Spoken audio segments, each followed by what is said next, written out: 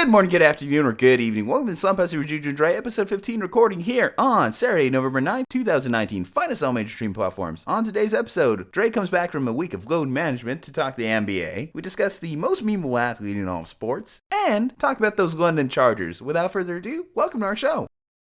He's walking to the 3.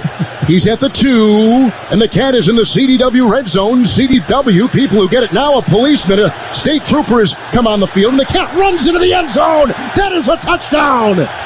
And the cat is elusive. Kind of like Barkley and Elliott.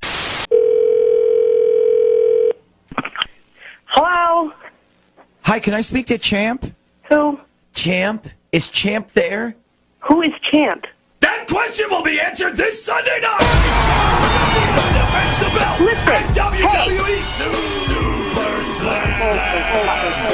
Hey, sir! Taking on Please Sheamus. quit calling my house! The Undertaker! Quit calling me! CM Punk, and even Triple H and the Big Show in a spit-swapping makeout match! Holy WWE hell. Super Listen! Slam! Hello? Hello? Can you stop screaming in your little sirens and whatever that is? Can you knock it off for 5 seconds? Not interested. Stop calling my fucking house. Dre, what it do, baby? What's good, Juju? How you doing? Nothing much, man. Just, had to say that before Kawhi Leonard officially gets that trademark on that. I did kind of find it funny. Is it not hilarious that for as flat of a personality that Kawhi Leonard is, he's one of the more memeable athletes in professional sports today? So I think part of it is because he doesn't have that personality when he does try to bring it out or like he does something. It's almost like awkward or a little bit cringy that it makes for the perfect meme, right? Because that's what memes ideally are. Is it's almost this like awkward or funny, cringy type thing that you just attach some words to. And so whether it's Kawhi Leonard laughing, right, or like even just him walking around sometimes, it looks a little bit funny or awkward. So yeah, just that laugh alone, that haunting, ridiculous laugh that he has. And the worst part about it, it's like one of the prototype Joaquin Phoenix laughs that he was trying for the Joker role that he kind of like threw out right away. That's the equivalent of what the Kawhi laugh is. Oh yeah, what would be so funny is if somebody took like, either the Joker movie or what's that one, Suicide Squad, and replaced all of like Jared Leto's or Joaquin Phoenix laughs with just the Kawhi Leonard laugh. And just to see how good of a trailer it would still be with Kawhi Leonard's laugh. Just at maybe different speeds or something. Could you imagine like a horror movie and like you're in a dark alley right there and you just hear that, I would be freaked out. I mean, that's the perfect Halloween movie right there. Dude, Kawhi Leonard is a scary man. Like, you look at those big old paws he has, too, the claw. You mix that with just his weird Terminator-like personality, and it just makes for the perfect movie villain. But like I said, he's, like, seriously one of the better internet memes out there today. And I think it's very interesting because I had a fun discussion for the show. What is the best internet meme, the most memeable athlete we have in sports today? Because this week, we had some great memes come out, honestly. So with the Monday night game, we had the whole cat situation where Adam Gase's cat somehow got loose from the Jets locker room, scurried on the field, and had more rushing yards than the entire Jets or Giants offense in a given day.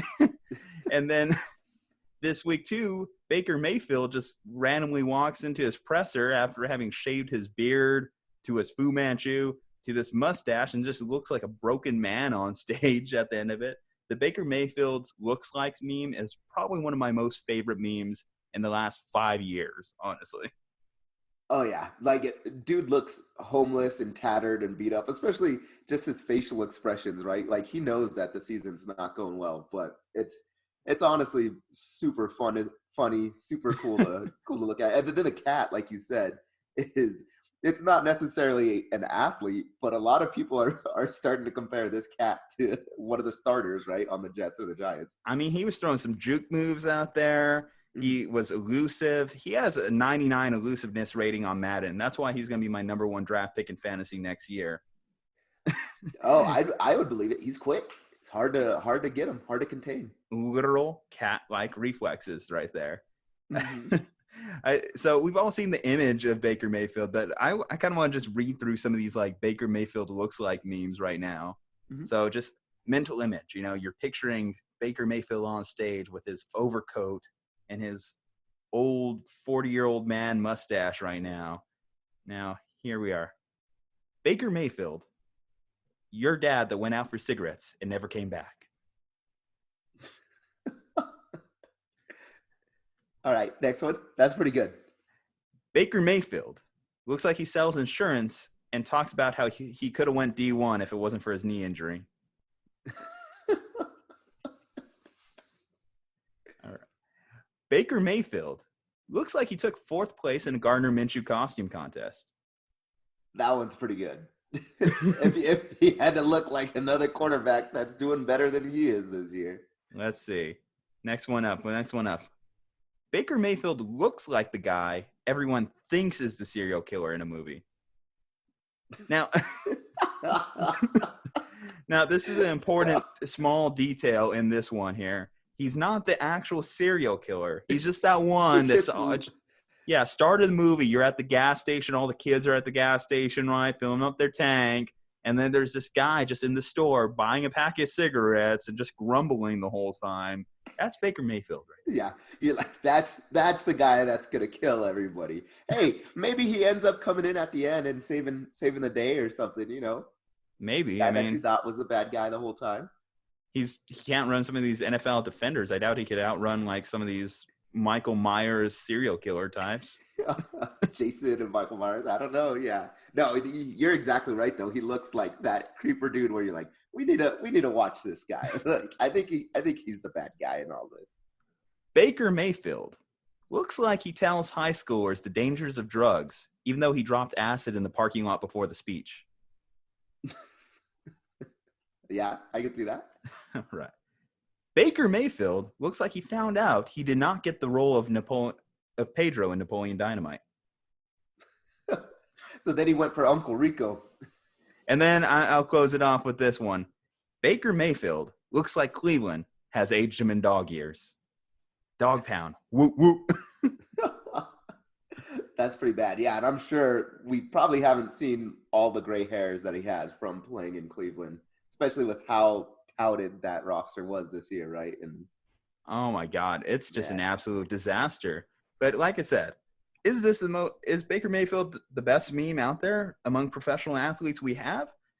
Probably not, because memes and athletes, they just go hand in hand, especially when we consider NBA Twitter, Black Twitter, some of the best internet memes have come from Twitter. Not going to lie.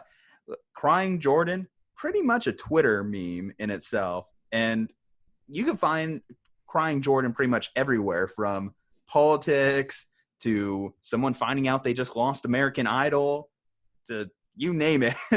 Michael Jordan's teared up face of his Hall of Fame speech, which is supposed to be some transcendent magical moment for him in his career, is just a forever internet meme at this point. And do you think Michael Jordan hates that, right? Like, he has to live his life on the internet, always seeing him crying. I mean, like you said, it even crosses other sports, right? So for football, I know people Photoshop like Cam Newton's face into the crying Jordan.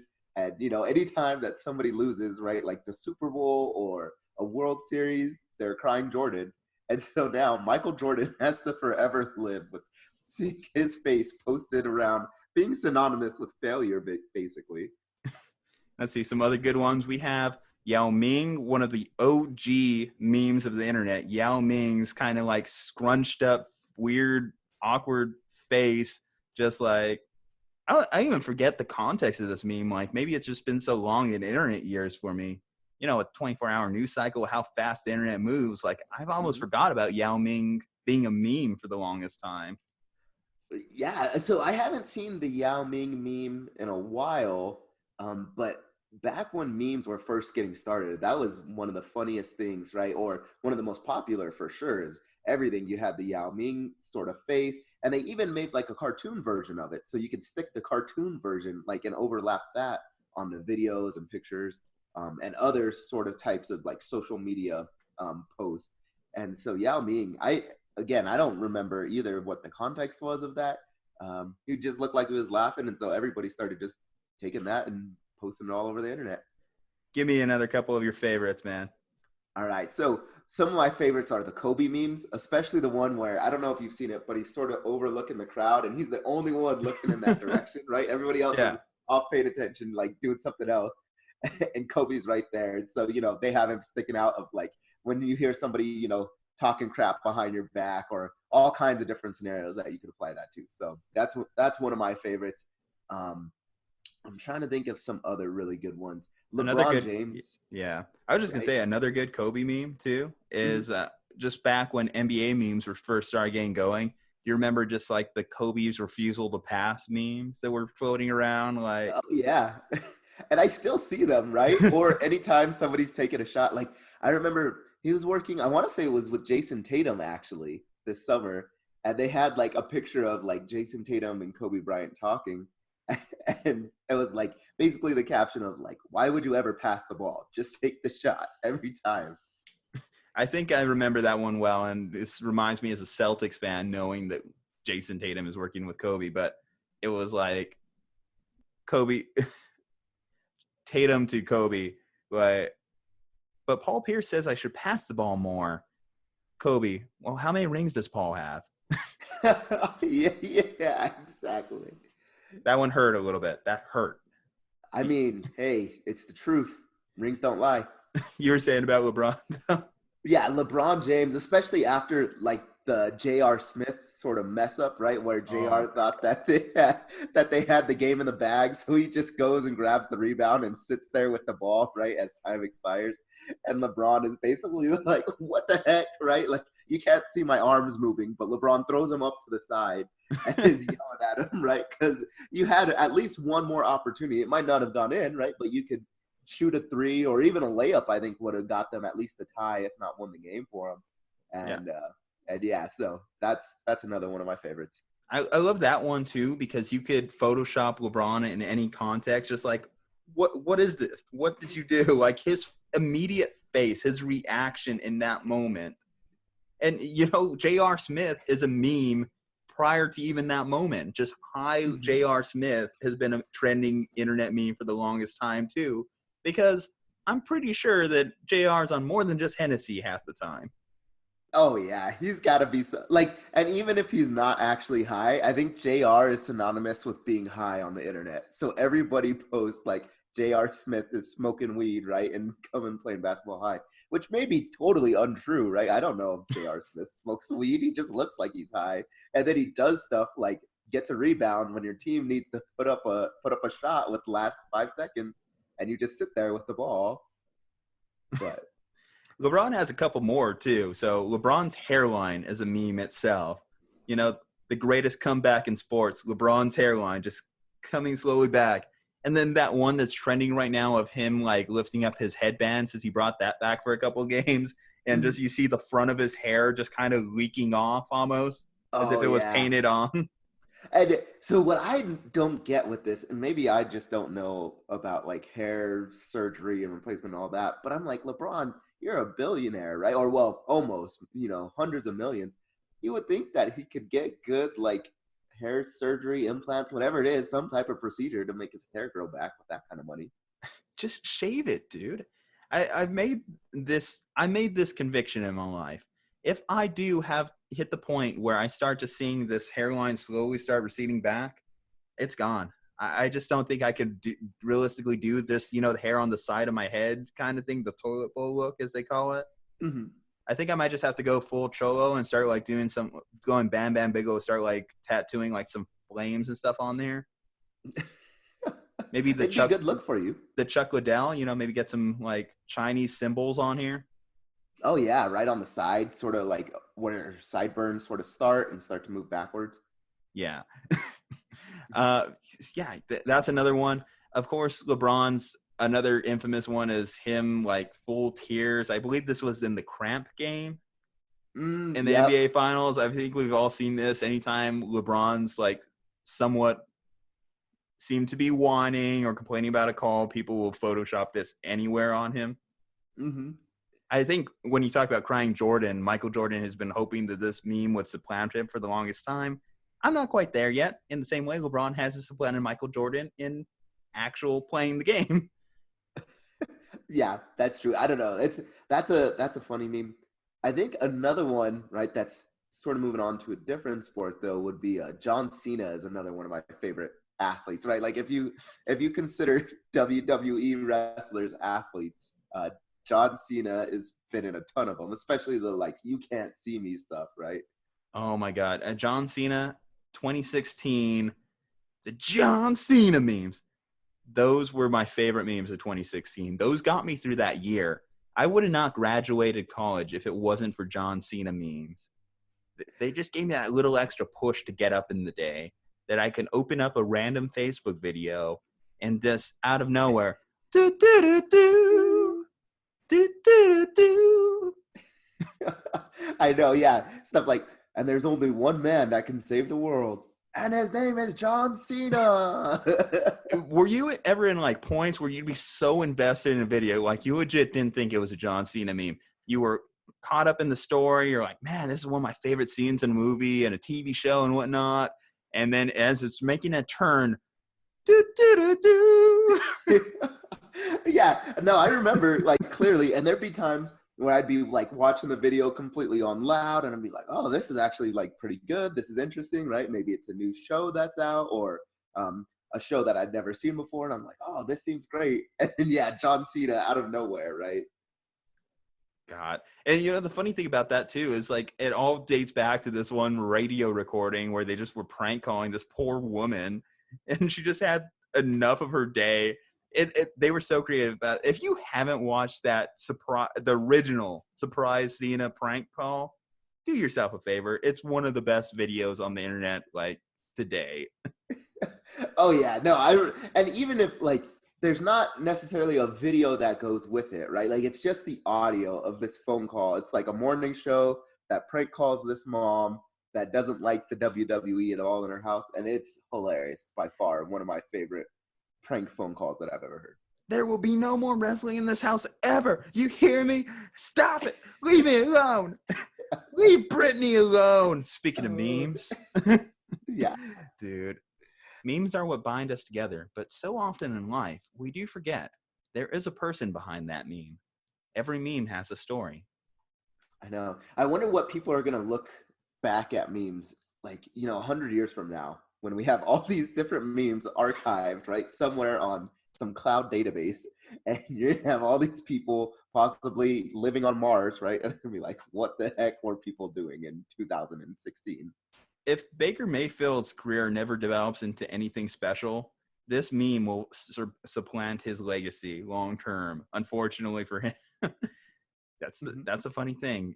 Even if your career never really turns into much, if you get turned into a meme, you're there forever. Look at Swaggy P. Confused Swaggy P is another one that's just hanging around the internet, and I don't think even people even connect that that's Swaggy P.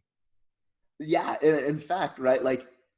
I think most people don't, and like I've had people talk to me about that meme, and they're like, "Who is that?" Or we'll be talking about Nick Young in a different course, right? Swaggy P in a different conversation, and even me, it took me a while to like place that together. And he played on the Lakers, and I'm like, "Oh, that's Swaggy P in that meme." I just thought it was a confused man walking in a house. I'm the worst with like names and faces, so like. I don't necessarily know Nick Young's face just off the top of my head. So it never connected with me that was NBA personality. I thought it was just some random guy that was just making a funny video. Mm-hmm. Man, I love memes. Like, seriously. Yeah, definitely one of the best inventions we've had in, the recent century. Oh, yeah. I mean, come on. Let's face it. That's pretty much the one thing that we all can agree on at the end of the day. All right. Maybe not Kim Jong-un in China. They probably don't like memes so much, but yeah, everywhere else in the world. I have heard some things about, Winnie the Pooh memes aren't a big hit in China. Look it up. Yeah. It's a real thing. South Park told me to. All right. Well, that does bring up a interesting pivot for us. So obviously you mentioned a ton of NBA athletes have appeared in their own memes. Well, we're in NBA week 3. A lot of new headlines have come out. Your Lakers, man. Let's start off there. They are killing it. They're dominating. And the biggest thing I'll say about them, they look like a cohesive unit. They look together. And that's the biggest knock that's always followed every LeBron team, is that the chemistry in those first 20 games has been nightmarish. It's been so slow. It takes forever for these teams to gel. You just look at this team perform on the court. Danny Green, Anthony Davis, all of them are like working in unison with each other, and they know their roles, which I think is pivotal. LeBron's playing like legitimately the best point guard in the NBA right now. Yeah, and so I'm super excited, right, being a Lakers fan, and I figured we were going to be good this year. I didn't think we would be this good this soon. Now, granted, what I will say is our first 20 games, and I think, Juju, you and I, we might have discussed this online, I legit could have saw us going about 15-5. There's going to be a few tough games, but this is sort of the easier part of the Lakers schedule. But right now, it looks like they could end up, even going possibly 18-2 or 17-3 in that stretch, right? And even beating that 15-5 spot that I had them at. And so I'm extremely excited. Even the one loss that they had to the Clippers on opening day, you could see quite a bit of life in this team, especially like it was tied, I want to say at 85 going, into the fourth quarter. Lakers were always within striking distance. And what I really like is that in that game, we had to have a really good game from Danny Green. We still lost to the Clippers, right? But he had to put up 20-something. There's been times where Danny Green has only put up less than 10 points, right? And we're still able to win. Or there's times where they've been down. I want to say they're down to Chicago, which that you can say, hey, that's a little bit worrying, being down 13 to Chicago going into the fourth. But then they come back and easily win that game at the end. And so the Lakers right now are just looking really good, really dominant, like you said, nice, cohesive. And, I got to give props to Dwight Howard. I was not a big fan of that signing when they first signed him. But yeah. I really do think, the dude had been on 3 teams in the past 2 years or something. More than 3. He owns an NBA jersey from every team at this point.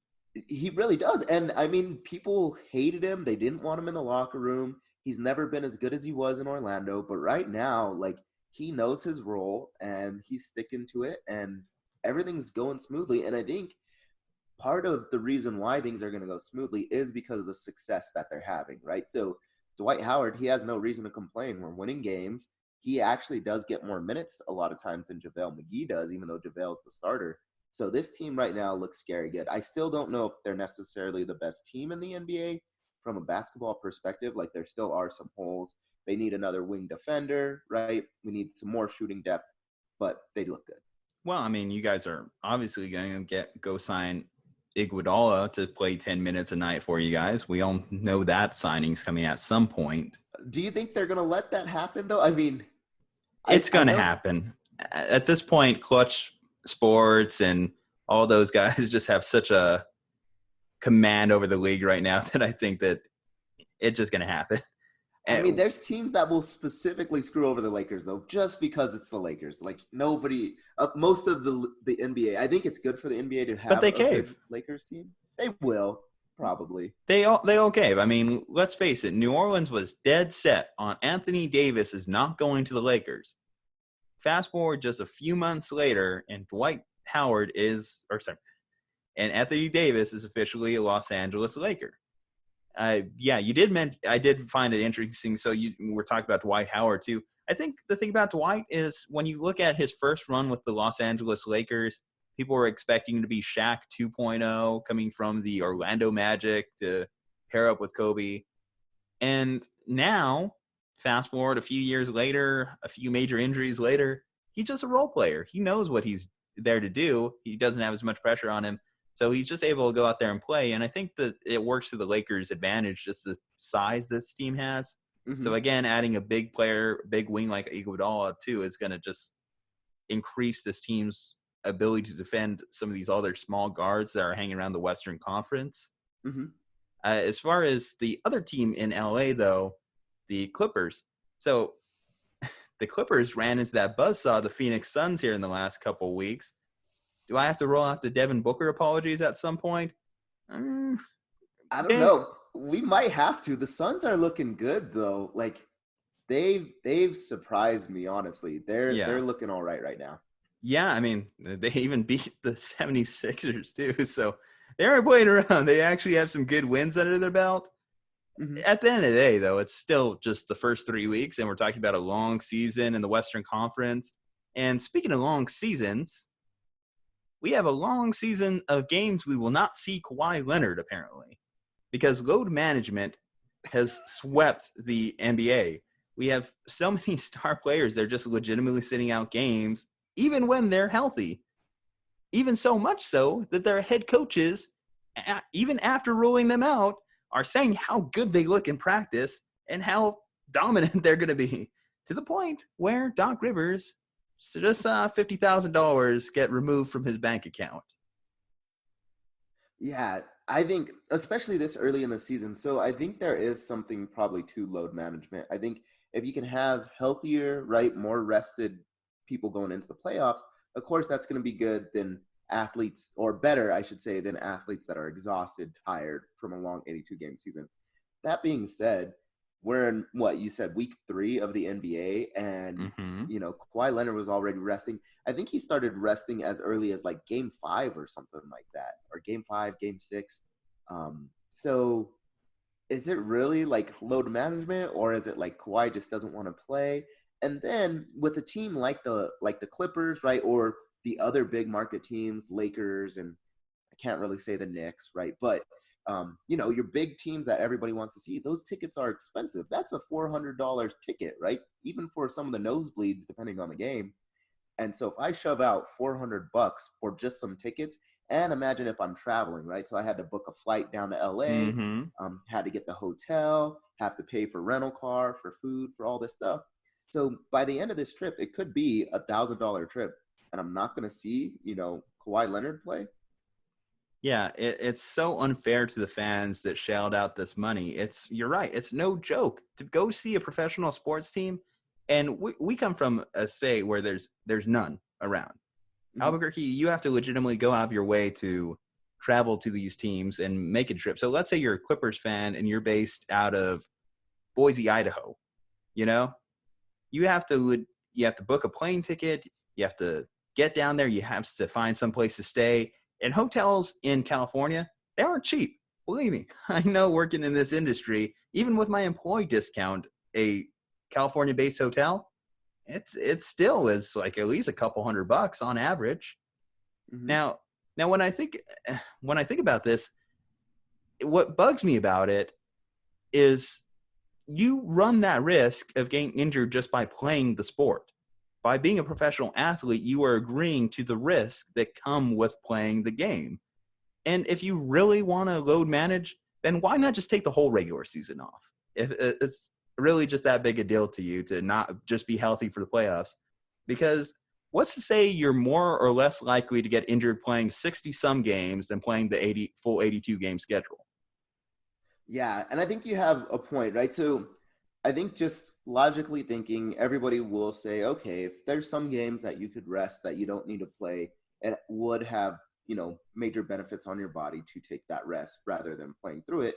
But at the same time, you're exactly right. In basketball, especially, a lot of times where we see these freak injuries happen, or I guess any injury happen, it usually is a freak incident, right? Like a Gordon Hayward, for instance, last year, who we'll talk about a little bit more, is when his ankle snapped, it wasn't because he played 82 games. It was literally the first game of the season, right?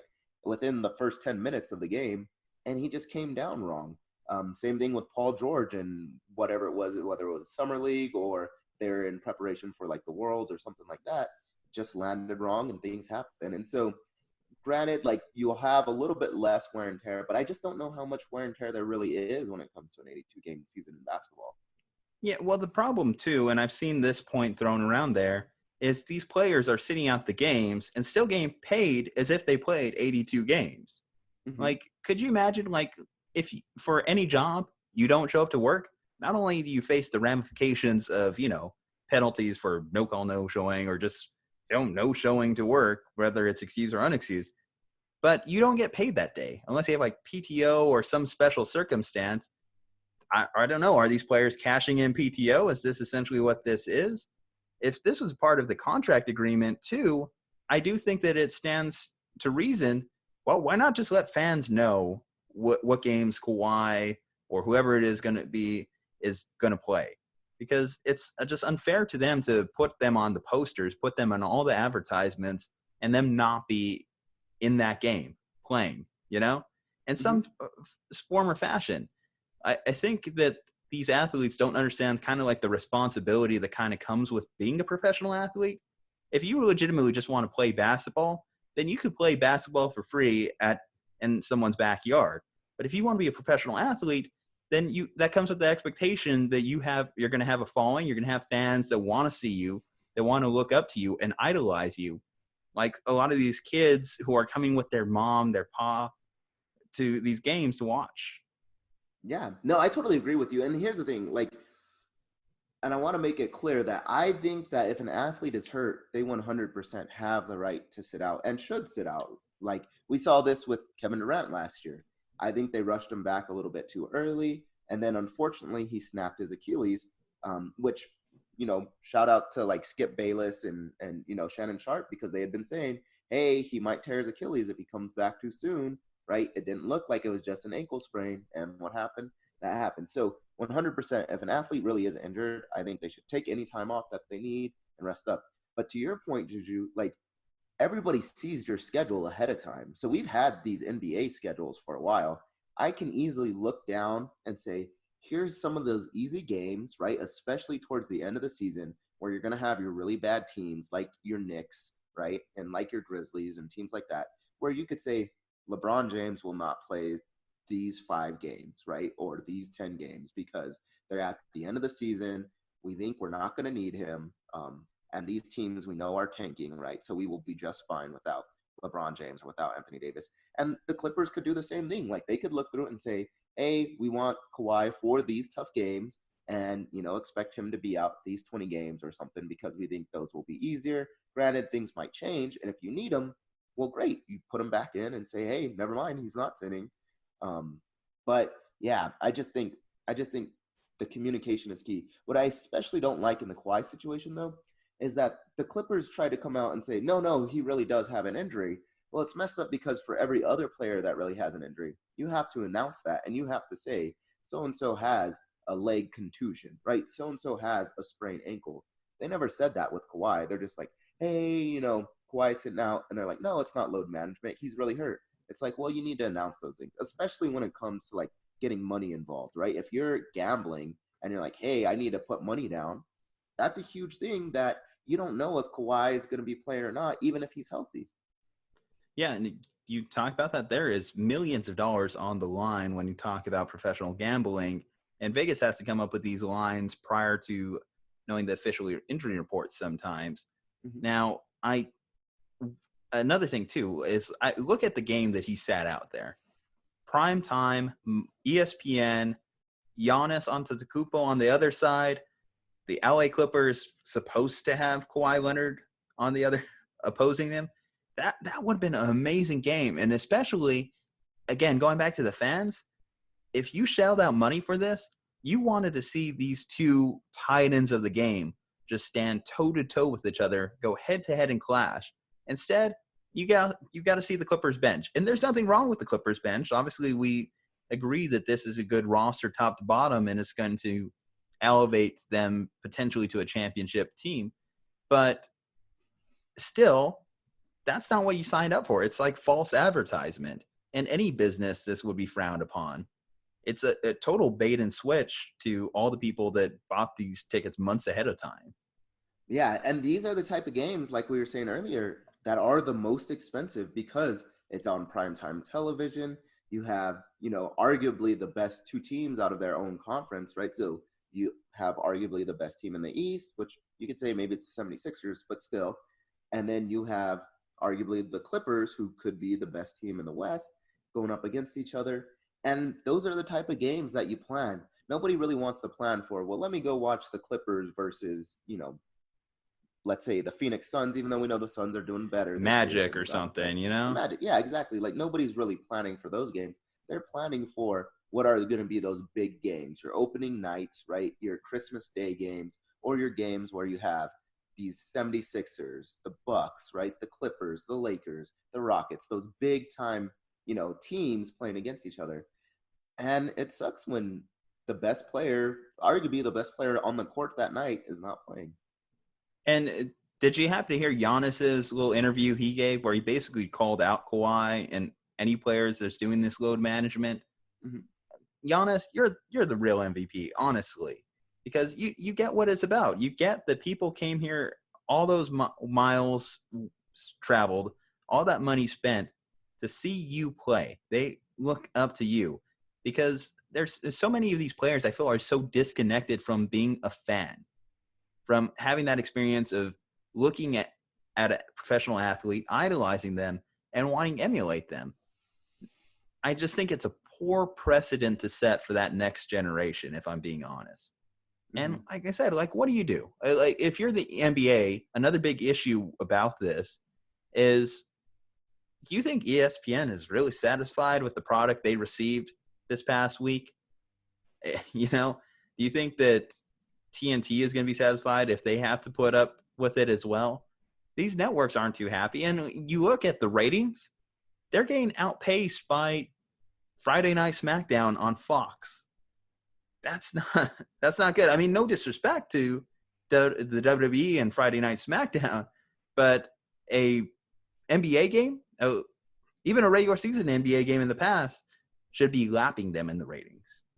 Yeah, and I mean, they're shelling out, right? Millions to billions of dollars to pay for the rights, the exclusive rights to be able to show the NBA's product.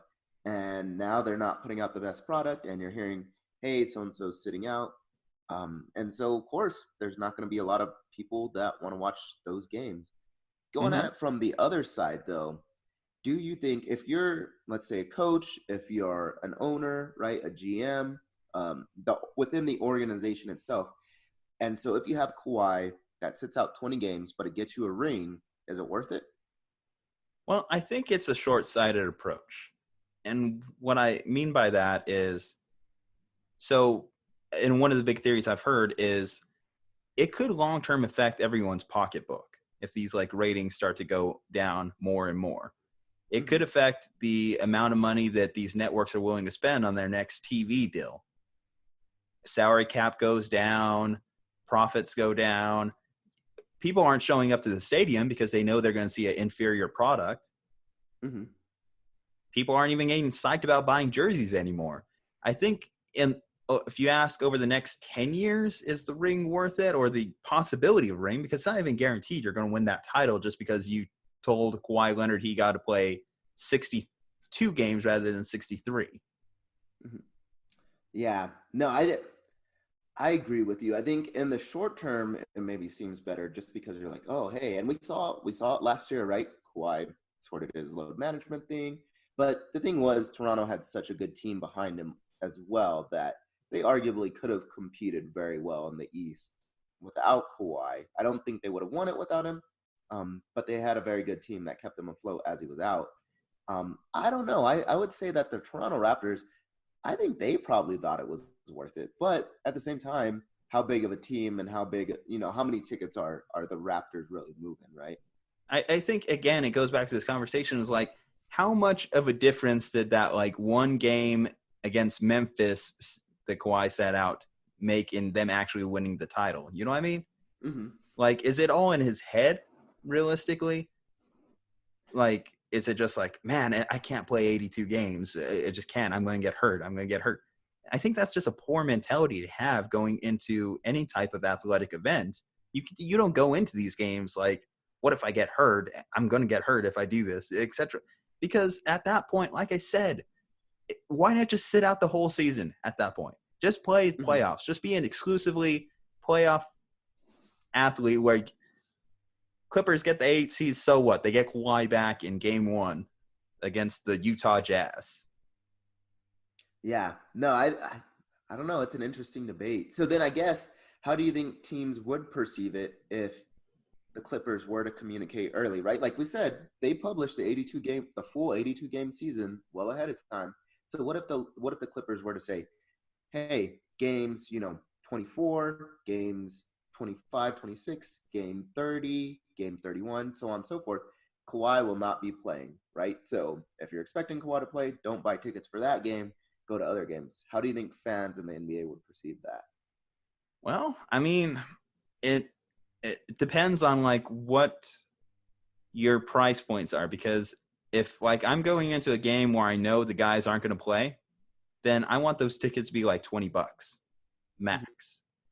Like a preseason NFL game, Yeah. You can't realistically charge me the same ticket price if I know for a fact these guys aren't playing. Mm-hmm. Now, that would be the big point for the NBA if they want to continue to pursue this. And the NBA has just a whole litany of problems right now going on with it. It's not just load management. Half the league's tanking. Like, we don't even mention about that. You can't even market half the teams in the NBA because they're actively trying to not be good. Yeah, no, there's a whole lot of problems. I think this is just adding to some of the problems that we've seen this year, especially the Daryl Morey talk that we had not too long ago.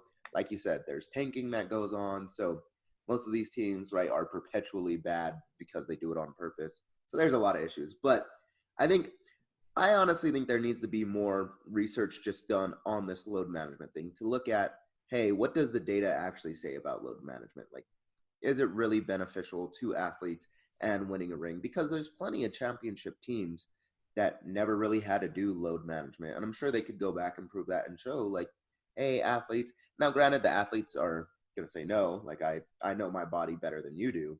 But I really would like to see some of the data and statistics on, is load management even, that big of a factor when it comes to postseason performance? Aundre, I don't want you to give me a okay boomer like for this one, but like you look at those guys in the 80s and 90s that are playing back-to-backs every week, and they're playing the full 82 game schedule, playing all games of the playoffs and not even complaining about it. You look at Michael Jordan, mm-hmm. and he likes the flu game. The guy literally was dying on the sideline and was still playing. Kawhi's just sitting out a game. He's fully healthy, Yeah, granted, now times have changed a little bit, right? Like, basketball has become more technical and stuff like that. But they're making more money. They are making more money. That's true. It's like these guys were playing. They were still making a lot of money, but they were playing for peanuts practically, mm-hmm. compared to what these guys are making nowadays. And these guys refuse to want to play, or not even just play, go to work. This is their job. Go to work. Yeah. No, it's interesting. I think there's going to be a lot more discussion about it, especially because it's this early in the season. If Kawhi is sitting out game 70, I don't think anybody really cares, right? By that point, you sort of know where the Clippers are going. You know how the season's basically shaken up and who's going to make what seeds in the Western Conference. But because it's so early in the freaking season, like, I don't know, it's definitely a bigger deal. Yeah, it's disappointing. But, speaking of players that are actually injured, so there was the hand injuries, big thing going on right now.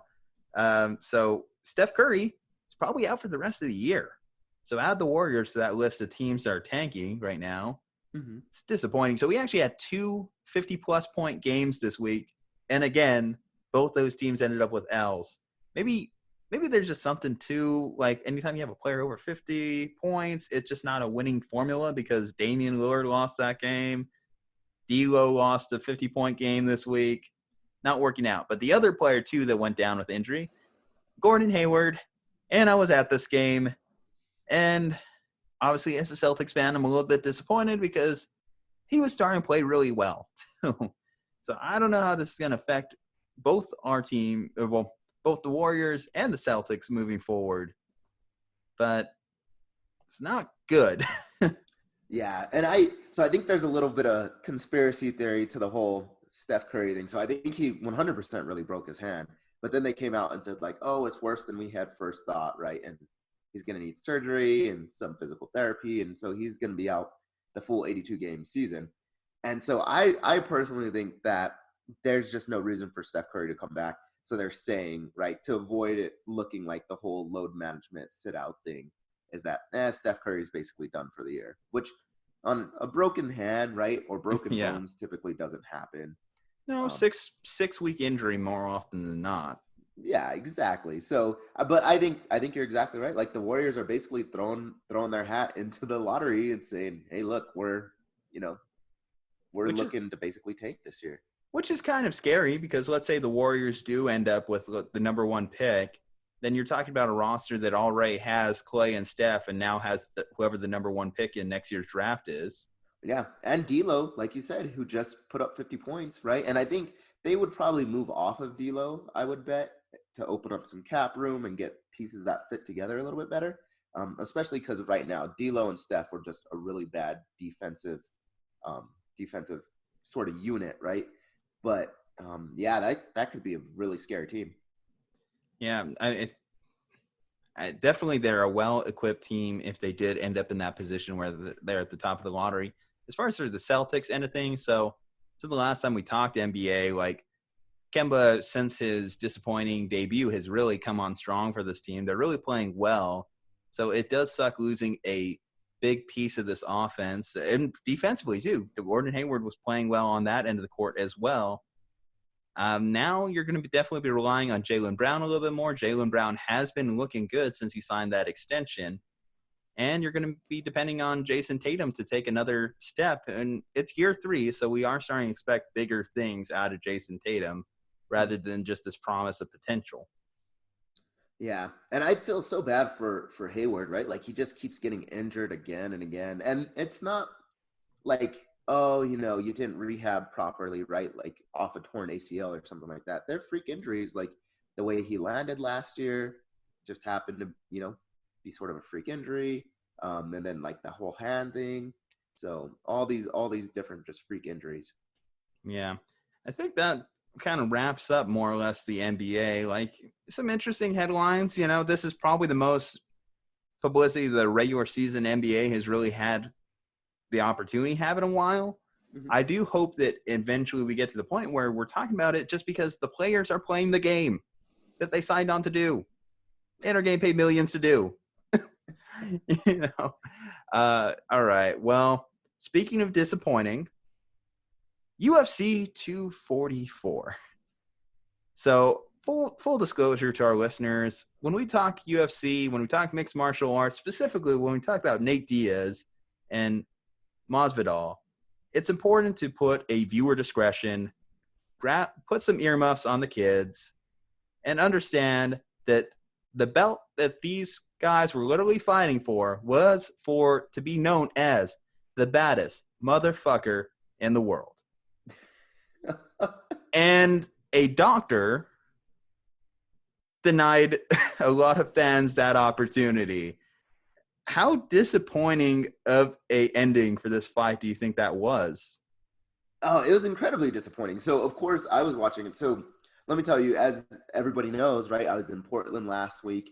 And as soon as I hopped off the plane from Portland, I went and dropped my girlfriend off at her house and went straight to go watch, UFC 244. And that's what I was looking forward to the most was this Masvidal Diaz fight. And I've seen what I personally think are much worse facial lacerations, right? Like Rory McDonald, he had quite a battle with Robbie Lawler at one point, right? Like I've seen Robbie Lawler's lip hanging off. And so granted, this cut was above the eye, and that's what doctors really look for is like, you have huge cuts above the eye where blood can start to get into your eye because at that point, right, like blood in your eye can make you go blind, and that's why they had to stop it. But I feel like I've seen a lot worse. And like you said, when you're fighting for the BMF belt, right, the BMF title, you expect to see basically someone die. One of my friends, he literally said that. He's like, I want to see somebody die in the cage tonight. And unfortunately, just go Karate Kid with it, like put him in a body bag. Exactly. Sweep the leg. And unfortunately, it was short-lived and it came to a stop. Yeah, Because last we talked about this fight, we were wondering what was going to happen. Was this fight even going to take place? Mhm. Like, it's kind of funny because I'm looking back at like our album artwork. I may have kind of shaped Nate Diaz's smoke cloud and his little roll there in the shape of an L, which is kind of coincidental, kind of not. But yes, no, pretty much like you expect to just have this thing go 5 rounds, regardless. Or someone get knocked out, some submission. It's such an anticlimactic ending for it.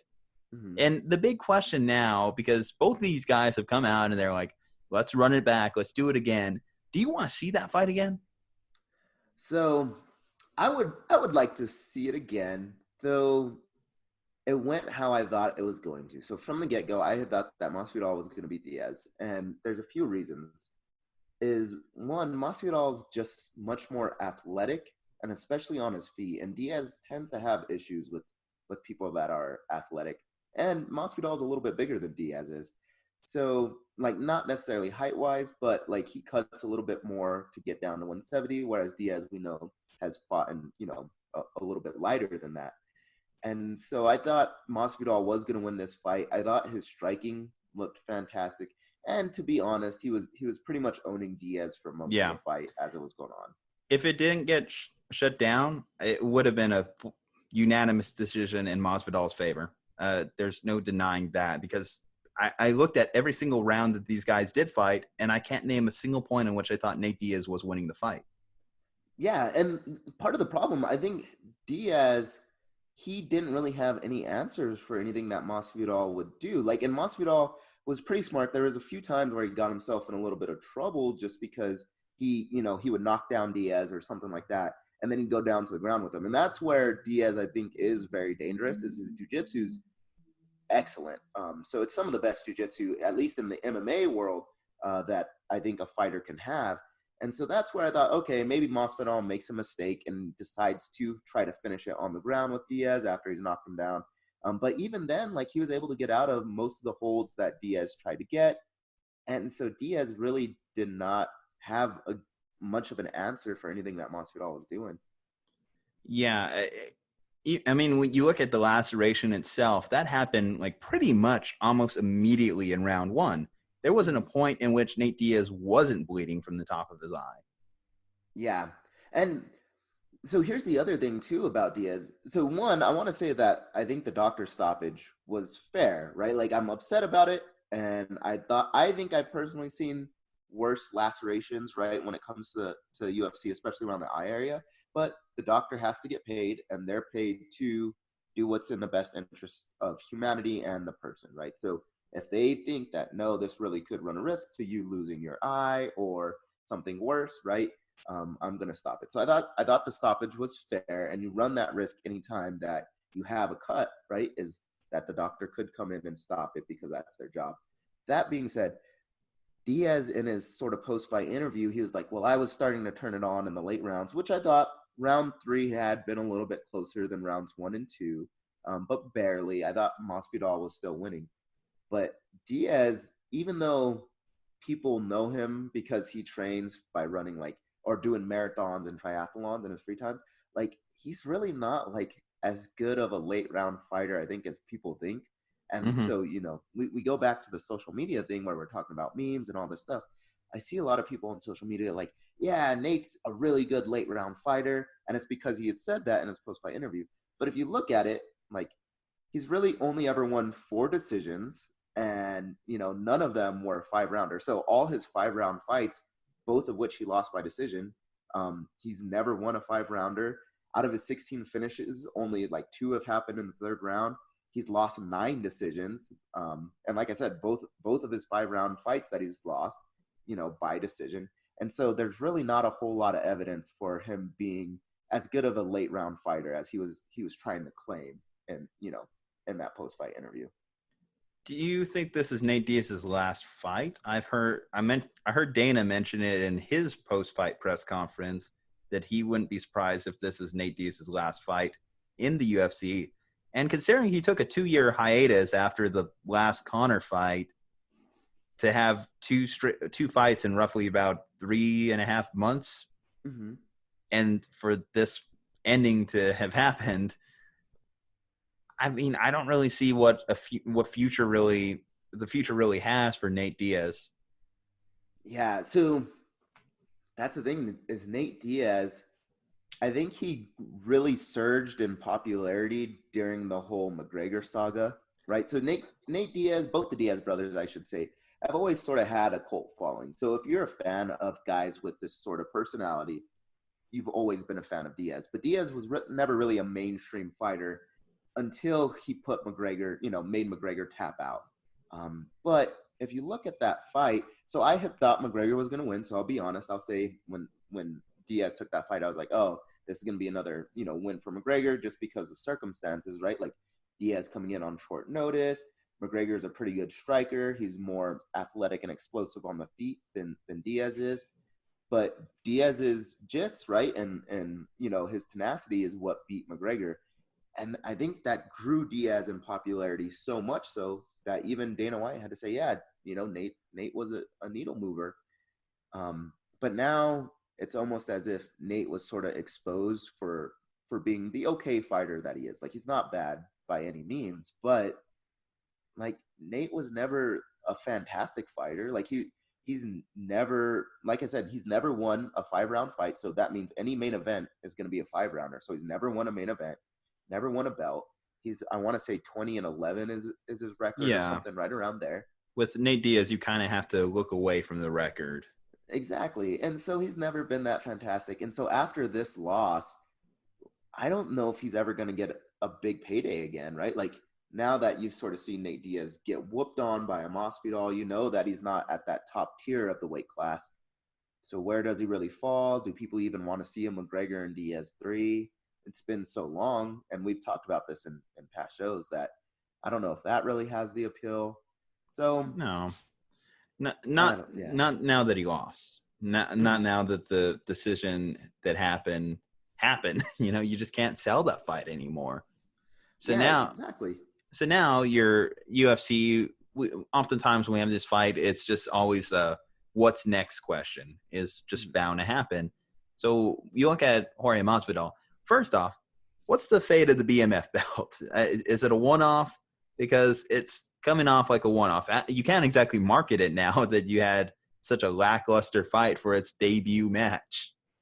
Yeah, so I don't know what's going to happen with this BMF belt. And the thing that's also a problem is who can challenge for it if it is challengeable, right? Like, can John Jones hop down and say, like, no, I want to challenge for this BMF fight? Because if he can, there's no way Masvidal is winning that fight,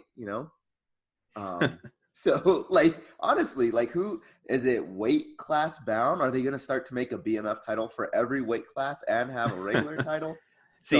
Yeah, this is where, like, you do see the WWE, like, professional wrestling background kind of seep its seeds into the UFC, because the BMF title is similar to every second tier WWE title that's ever come about.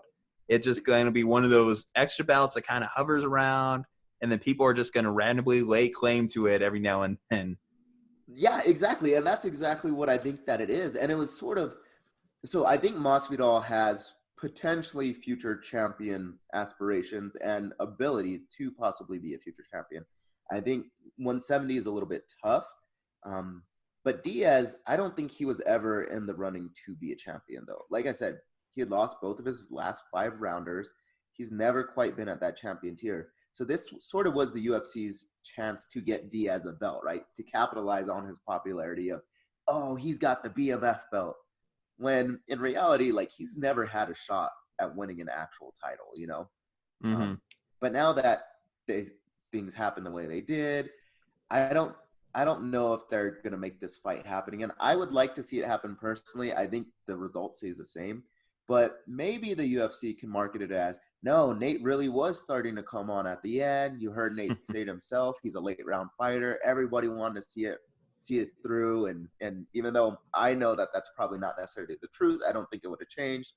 The fans might eat it up and people might say, yeah, let's run it back.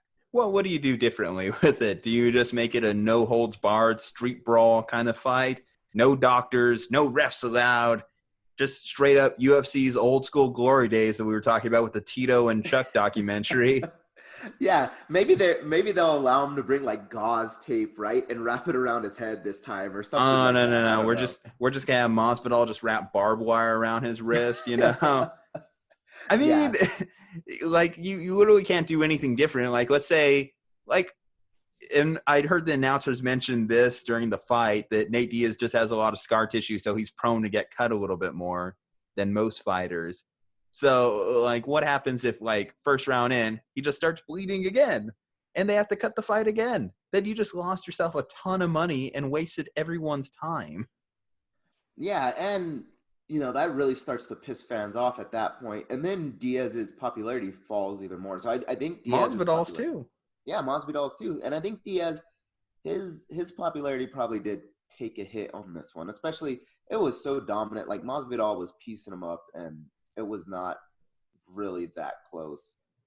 I know Conor McGregor wants to fight for the BMF title, and that might be another one, right, where hey, McGregor, I don't think that he's going to beat Khabib ever. I don't think if he goes up that he's going to win that belt.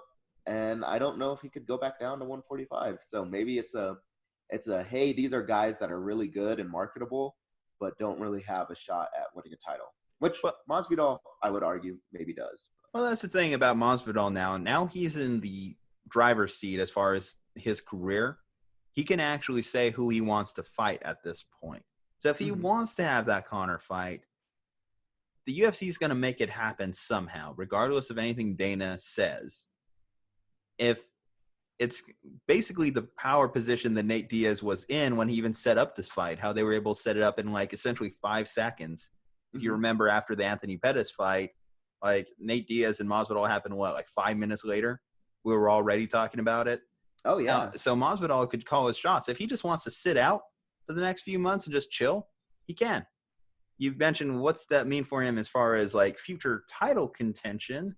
Where do you see that going? What fight for an actual belt in the UFC do you see for Masvidal? Yeah, so Masvidal, like I said, he looks really good right now. And in fact, the weight class that he's in, right, so that should be welterweight, they're fighting for that belt in December. And that's going to be a really good fight, right? So that's going to be Kamaru Usman and Colby Covington going for that belt. And I could see Masvidal saying, hey, I got the BMF belt. Now I'm sort of going to unify it with the actual belt. So if I'm Masvidal, I would try to capitalize on that, right? Your popularity is as big as it's ever going to be, right? Everybody tuned in and saw you headline and win a main event. So now you might as well go for the belt. I worry a little bit. I think Usman is really good, really scary. I think that might be a scary matchup for Masvidal, especially with how good of like wrestling technique and skill and explosive Usman is, and the power. That dude can freaking knock out a semi-truck and put it to sleep. So I'm taking it that you're picking Usman over Covington already? Already, yeah, and we'll talk about this a little bit more as we get closer to the actual fight. But I do think Usman's style translates a little bit better. But it's actually really cool. I think we should break it down a little bit further in the future. Well, I do. The records are so close, and it's fun. Well, the thing though, I think Masvidal actually might want this fight is with Colby because things got a little heated in Masvidal's pre-fight presser with Diaz. I did hear him throwing out Colby's name a little bit. Well, not really name. He was more so calling him a bitch and a bunch more things. A whole list of colorful vocabulary thrown out there in Colby's direction. So that might be a fun fight just because of how heated that one may turn out to be. Yeah, and maybe that's like the next BMF fight that you do, right? They're the same weight class. You don't have to worry about, McGregor, because I honestly think Masvidal would sleep McGregor pretty quickly. But, Colby Covington, and I think Colby Covington, out of the two guys that are fighting, right? Like I said, Kamaru Usman and Covington, I think that Masvidal would have the best chance against Colby Covington, right? Like that one actually might be a good fight. Masvidal's striking is a little bit better, but Covington is a really good wrestler, right? So you can see it being a really fun sort of stylistic matchup. The winner gets to hang out with Donald Trump for a day. Yeah, exactly. I'm sure Donald Trump will be at that fight for sure. That's like one of the big things. So that's regardless of what side you sit on the political spectrum, that is the first UFC fight that a U.S. president has ever attended. It's just a shame it was one of the most disappointing ones.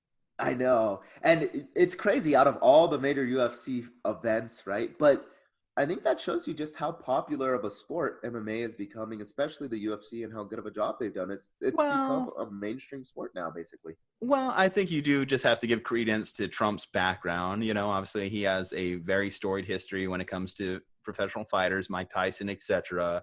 And the fact that him and Dana are good friends. I mean, Dana's eaten at the White House multiple times at this point. Yeah. Hey, I will let you know, Juju, if I ever become president of the United States, I will be at every UFC event. And that is the promise that I will make to the public right now. Okay, when are you eligible? Let's see here. So you're 10 years. 10 years. Okay, gotcha. We got to get that more Obama gray going on for you, man. Yeah, let's do it. I got that touch of gray, man. Let's go for it. And I'll just have with my Cholo Chuck Liddell like head, you know. Yeah, you know, tattooed 2032, here. Aundre for president, right? I can be your chief of staff. I got this for you. You don't want to be my VP, Dre and Juju, right? No, the VP does nothing. The chief of staff has the power. That's true. But I'm telling you, that is my promise to the American people. I will be at every UFC event. I 100% promise you that. No UFC event will go unwatched by the president. Get your bumper stickers at theslumpbuster.com. All right, Dre. So we are officially at the midseason point for the NFL. I think that this is a perfect time to honestly hold ourselves accountable. So we made some bold preseason picks in the offseason. We had very strong convictions about a lot of teams, and a lot of these teams we were drastically wrong on. So it's interesting to look at this. So if you haven't already, check out the slumpbuster.com. We actually have our updated midseason Super Bowl picks, but our preseason ones, this is an interesting playoff picture.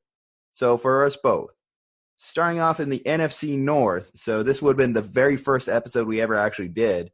We both had the Vikings win the division, 10-6 for you, 9-7 for me. I think that's still kind of holding strong.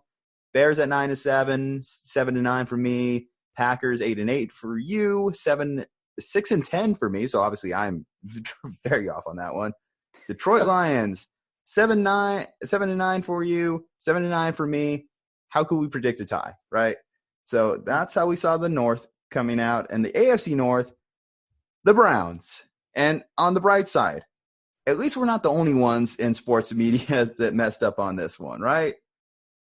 Yeah, so everybody, I think, was a little bit too high on the Browns, and maybe it was because we saw all the big names, right? All the sort of the flashy lights of the NFL. You got Odell Beckham Jr., right? Johnny Manziel actually, Baker Mayfield. I mean, they're basically the same, right?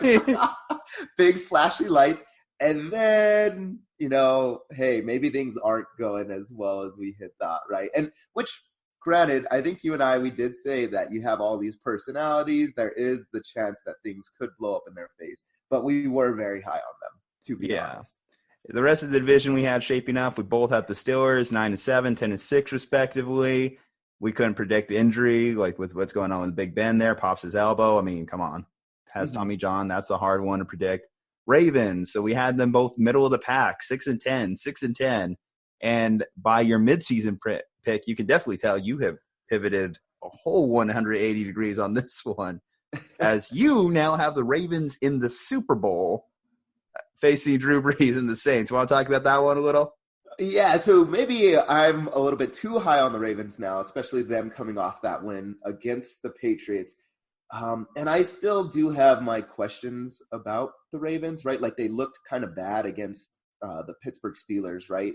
And with our third stringer in. So after Mason Rudolph had gotten knocked out, I was like, I don't know how well the Ravens are going to do. But then they bounced right back. They've looked pretty good. So I can definitely see the Ravens having the weapons, to get them there. And then the Chiefs also, I think, are struggling a little bit right now. You've obviously had Mahomes get hurt and injured. So we'll see how their record continues to hold up. They may get a lower seed than we had first originally predicted. I am interested as well to see how they match up against like Houston and teams like that. But so far, I've done a complete 180 on the Ravens. They're looking a lot better. I had thought that, Lamar Jackson was going to be the quarterback that maybe regresses a little bit. Seems like it's not him so much, and it's some of the other quarterbacks in the league. Yeah, so as far the next one up, obviously, we both had the Bengals finishing dead last. I guess our only mistake here was assuming that the Bengals would actually have 4 wins this season. You mean we predicted too high on 4 wins? Like, come on. Yeah, we didn't exactly set the bar high, and they still haven't cleared that. They were out to prove us wrong from the get-go, and they just decided to go the other way. Yeah. All right, NFC East. This was episode 2. We recorded this. You had the Eagles going 11-5, winning the division. I had the Eagles finishing 13-3, winning the division. One of my strongest picks of the year. The Eagles have just been a little inconsistent, haven't really lived up to expectations. I still think they have a talented roster, but their secondary is so much worse than a lot of us really expected from it. Then we had the Cowboys. You had 10-6. I had 11-5. Both still making the playoffs as a wild card team. Now, it's a little bit tough right now with this division. Are they going to be able to realistically send 2 teams to the playoffs, given they're currently the weakest division in the conference? And you have, obviously, 3 good teams in the NFC West. You have a couple talented teams right now in the NFC North, and even the Bears could make a run if Trubisky isn't terrible the rest of the way. Their defense is still there.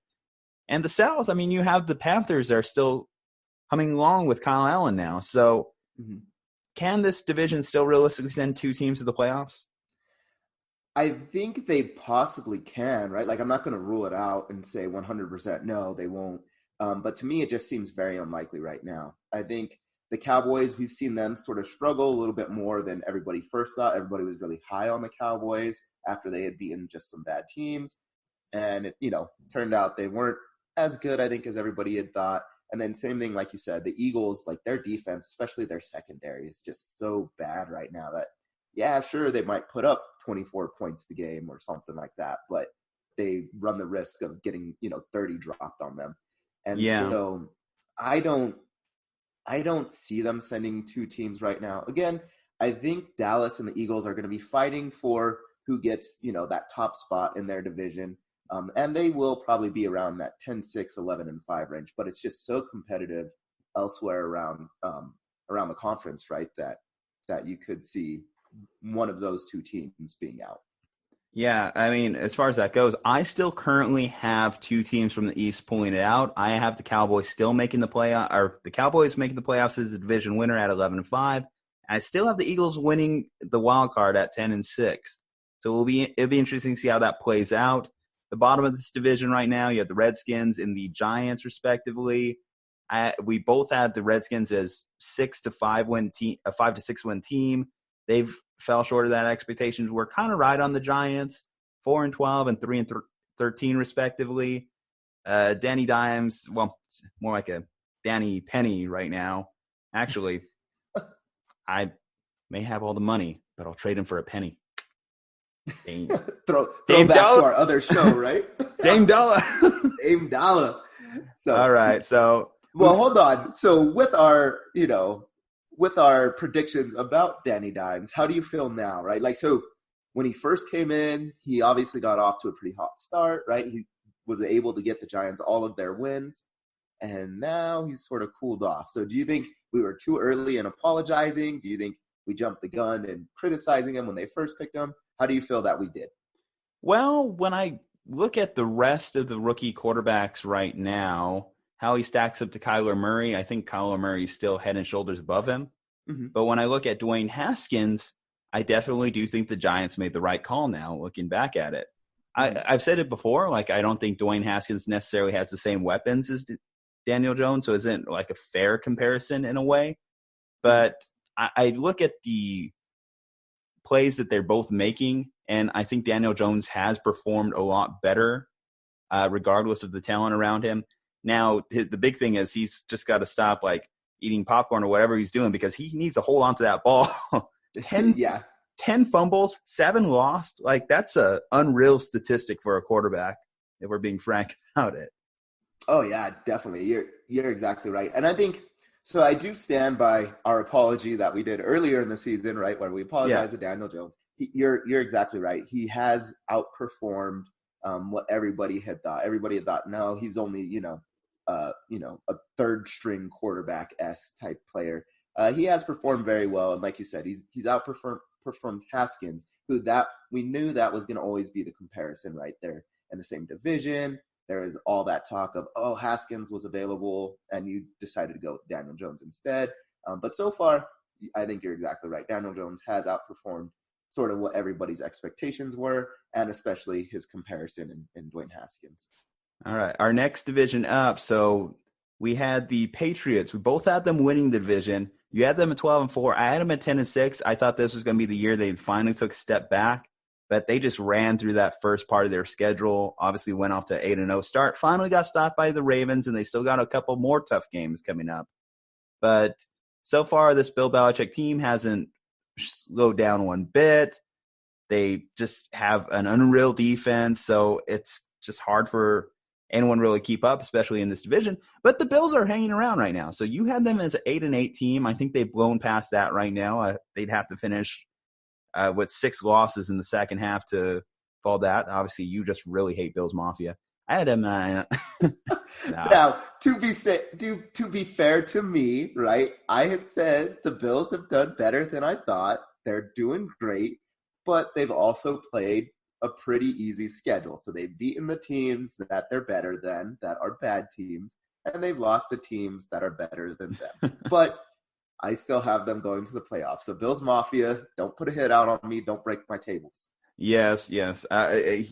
Aundre is right. We both currently, in our midseason update, had the Bills going to the playoffs. 10-6 for myself. You actually have them 11-5. So I think you're overcorrecting on this one. It's because I'm afraid of Bills Mafia, dude. Like, I need my tables. Any fan base that has the word mafia in it, I guess you just have to be a little bit worried and cautious of.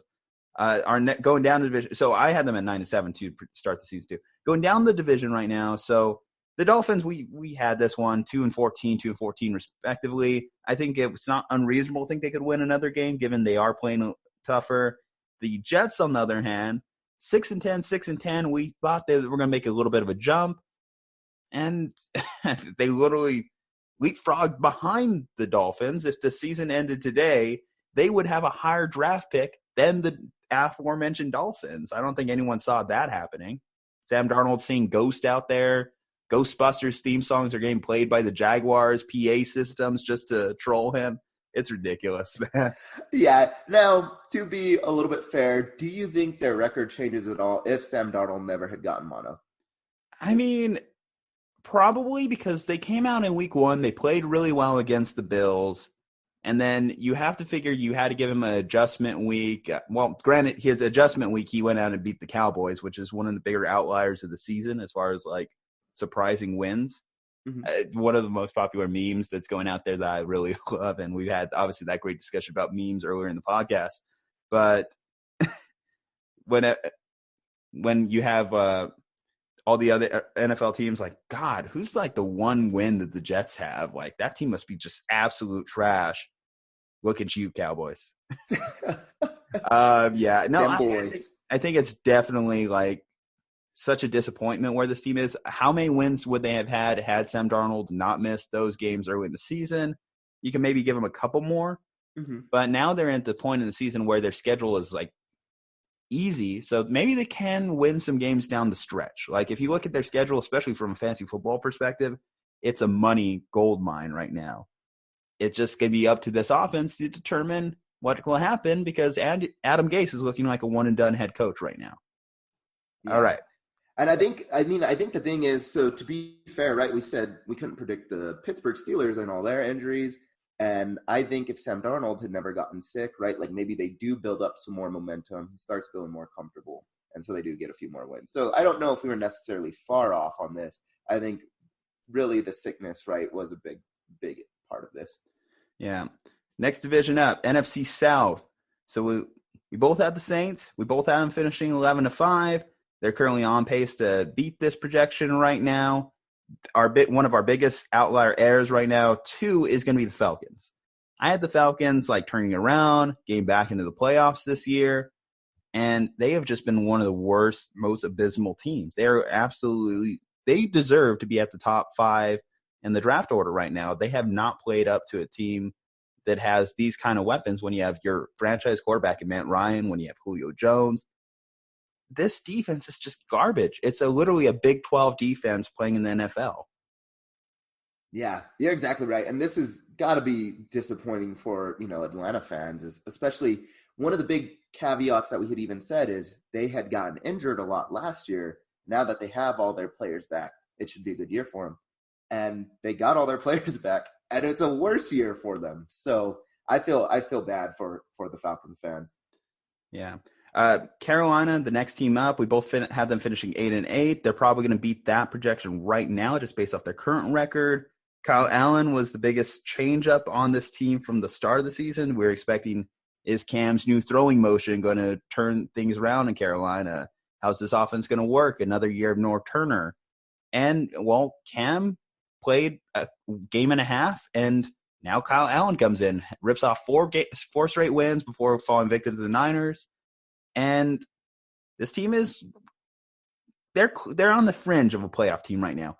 I had them literally tiebreaker-wise against the Eagles when I was making my midseason update here, and I just gave the tiebreaker edge to the Eagles barely when I was doing those final 8 games of the schedule. So if you told me Carolina was that 6th seed, I would not be surprised right now. Yeah, and I think everybody's surprised, right? As you think you go from this Super Bowl sort of caliber quarterback in a Cam Newton, right, to Kyle Allen, and you're like, oh, there's no way that they actually get better without Cam being there. But it looks like they've injected sort of life into this team. Everybody's firing on all cylinders. They look cohesive. They look like a good unit, right, on both offense and defense. And I think you're right. I wouldn't be surprised if they do make the playoffs. I personally don't have them there just yet. I think they're going to fall just short. But I do think that they'll be our original 8-8 prediction. Yeah. Bucks, 6-10 for you, 5-11 for me. I think that they're living up to that right now. As far as the South, the AFC South, we technically made 2 predictions on this one. We did one pre-Andrew Luck and post-Andrew Luck.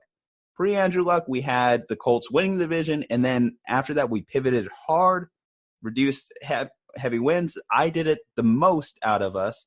I went 4-12 on them. They've went past that already, and this team is kind of battling right now for the division. It's going to be tight between them and the Texans. But the Colts are a bit of a weird team. They're playing up and down to their competition level. They haven't really been consistent at any points this season. And it's an overall good roster. That's what's keeping them above water. I don't think Jacoby Brissett's necessarily playing out of his mind, but he hasn't hurt this team. Yeah, you're exactly right. And he's doing what he needs to do to get the wins, right? So a little bit more of that game manager, right, type of role. But the Colts, they have a good roster, and that is something that we said earlier. We overcorrected, I think, a little bit and said, oh, we're going to dock them a lot more just because you don't have a Super Bowl caliber sort of quarterback, right? One of those higher echelon Andrew Lucks. But they're still chugging along just fine. The Tennessee Titans, though, are at least for me, I know that I was a little bit too high on them, and they're sort of all a mess. They're sort of all over the place. Yeah, but, your preseason was 9-7. If you told me they finished 9-7 still, I wouldn't be surprised because they are just kind of like one of those 500 hover around kind of teams. I had 7-9 to kind of get the opposite. So if they finish 8-8, we split the difference. We were both right, which is basically what we've been doing with the Titans all year anyway. I know. One of us always has to pick the opposite. So just because it is so hard to predict what the Titans will do. Exactly. As far as the team we actually had winning this division preseason, the Texans, they're still looking good. I think, let's see. So looking at our midseason update, I currently have them finishing as the number 3 seed. You currently have them as you have them finishing as 3 seed. I have them as the 4 seed right now. 12-4 for you, 10-6 for me.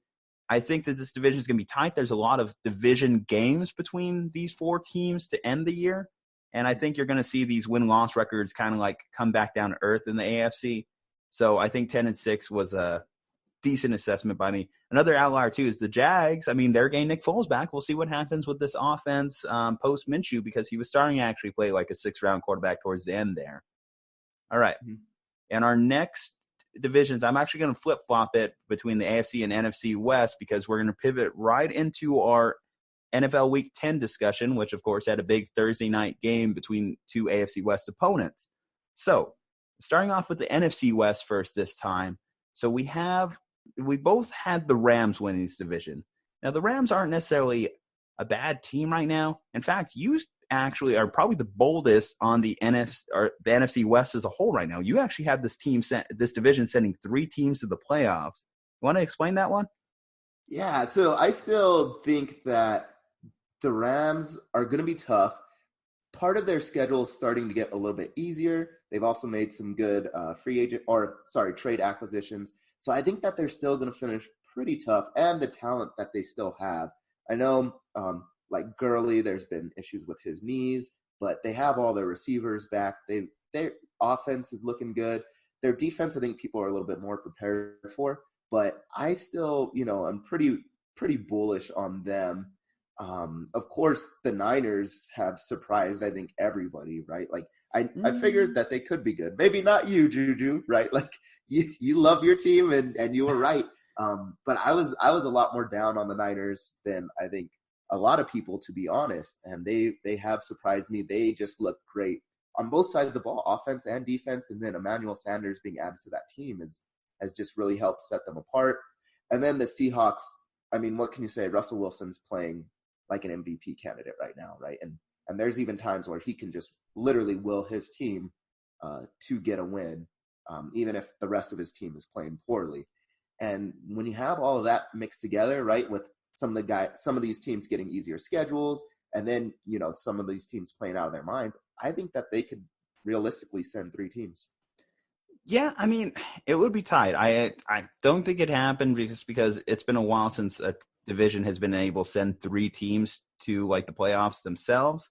And with the other competitive teams in the NFC conference, I do find it a little difficult to leapfrog not only Minnesota, but Carolina, and then one of those 2 NFC East teams as well. But if you told me it happened, it wouldn't be the craziest thing in the world because all 3 of these teams are not only playoff teams, but I do think legit championship contending rosters. I will say my biggest thing on the Rams, though, as you mentioned, they did acquire like Jalen Ramsey to that secondary, but they also had to trade away Marcus Peters. They had to trade away Aqib Talib. I don't like the idea of trading away 2 starting cornerbacks for 1 star cornerback who at times has been a little bit disgruntled and a huge personality. We saw that don't really work out too well for the Browns when it came to OBJ. As far as the rest of the division, so yeah, we joke about it, but yes, you had the Niners finishing 6-10. I had them at 9-7. So it's not like I was, my Niners are going to come out here world beaters. I thought they were going to be a good team. I thought they were going to be a lot better. But now this team is legitimately at that championship caliber, and I don't think it's ridiculous for me to say it. This defensive line is playing as a top, not even a top 5 unit, a top 2 unit, but you could argue whether them or the Patriots are better right now. The Patriots probably have a little better secondary, but the defensive front is what's carrying this team for the Niners right now. 7 sacks for Nick Bosa, and then each of their other defensive linemen have at least 3 sacks. That's ridiculous. If you're a quarterback, you look at those guys across from you and you hate it. So I actually had the Niners making it to the Super Bowl.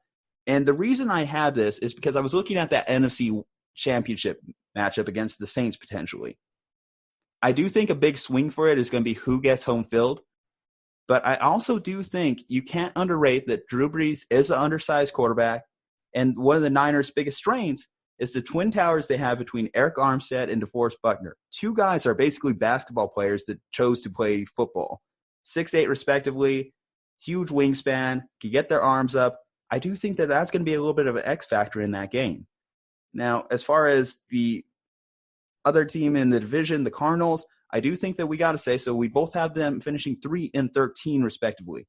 So they would not have to not be able to win another game this year to live up to that preseason pick. Now, we both have them as a 6-win team. The Cardinals, they've actually – so this is what we say. We say this is the best conference right now or best division right now at the NFL, it's because even the Cardinals could surprise you and take a win every now and then. Kyler Murray has looked really good in his rookie year. I still believe that Cliff Kingsbury is a little bit suspect. That defense is suspect. That offensive line is suspect. But it is working. They don't turn the ball over. They're a smart team. And they have a bright future, a lot better than I thought they did at the start of the season. Now, hopefully none of their executives get another DUI, but we shall see. Yeah, no, and if you're an Arizona fan, I think you have to be happy with your team's performance this year. Like, nobody thought, at least I don't think anybody realistically thought that you were going to turn this team around with just one season, right? And go from the worst team or one of the worst teams in the league to making the playoffs. Well, I could see them, on that trajectory, right? Maybe here in the next year or two. Yeah, I mean, the tough thing for them is ultimately you have 3 other teams in this division you have to worry about. I didn't even really mention the Seahawks. I should say this. So we both have them finishing 8-8, average finish, average roster. The rest of the roster isn't really looking great. It's really just driven by, like you mentioned, that MVP-like season that Russ is having right now. If it wasn't for that, if it wasn't for having a Hall of Fame level quarterback, this roster would be struggling. And it's going to be interesting, so coming into the Monday night game, how this kind of affects that matchup. All right. So like I mentioned, we're going to use this as a segue into our NFL Week 10 preview. But the AFC West. So we both had Kansas City taking this division. 11-5 for you.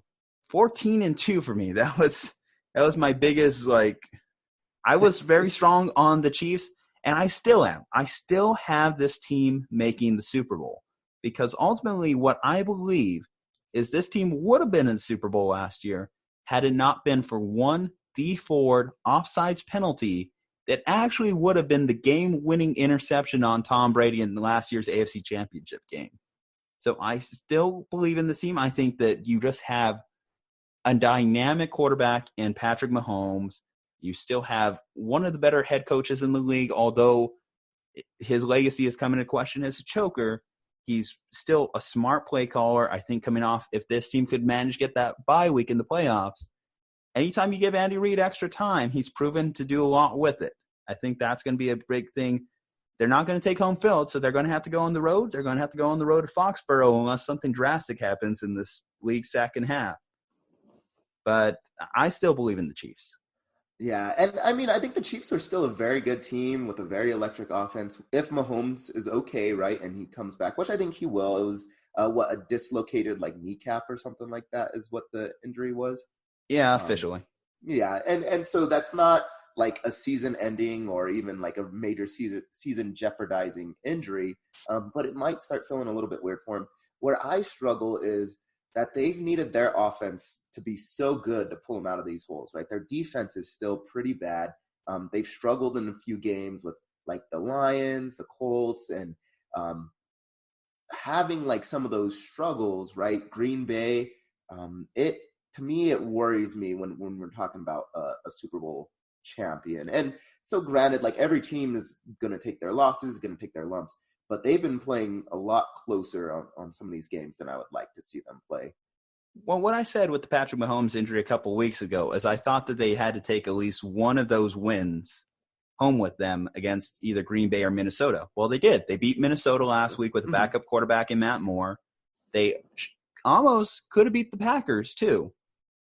So I think that this team is getting better. Chris Jones is finally healthy on their defensive line. They're a top 5 sack team. And what has proven to be one of Tom Brady's biggest Achilles heels, a team that can pressure him, a team that can apply pressure in that pocket and make things a little uncomfortable for him. So I think that's where the Chiefs have their advantage. Like you said, their secondary, they still can't cover anyone for shit.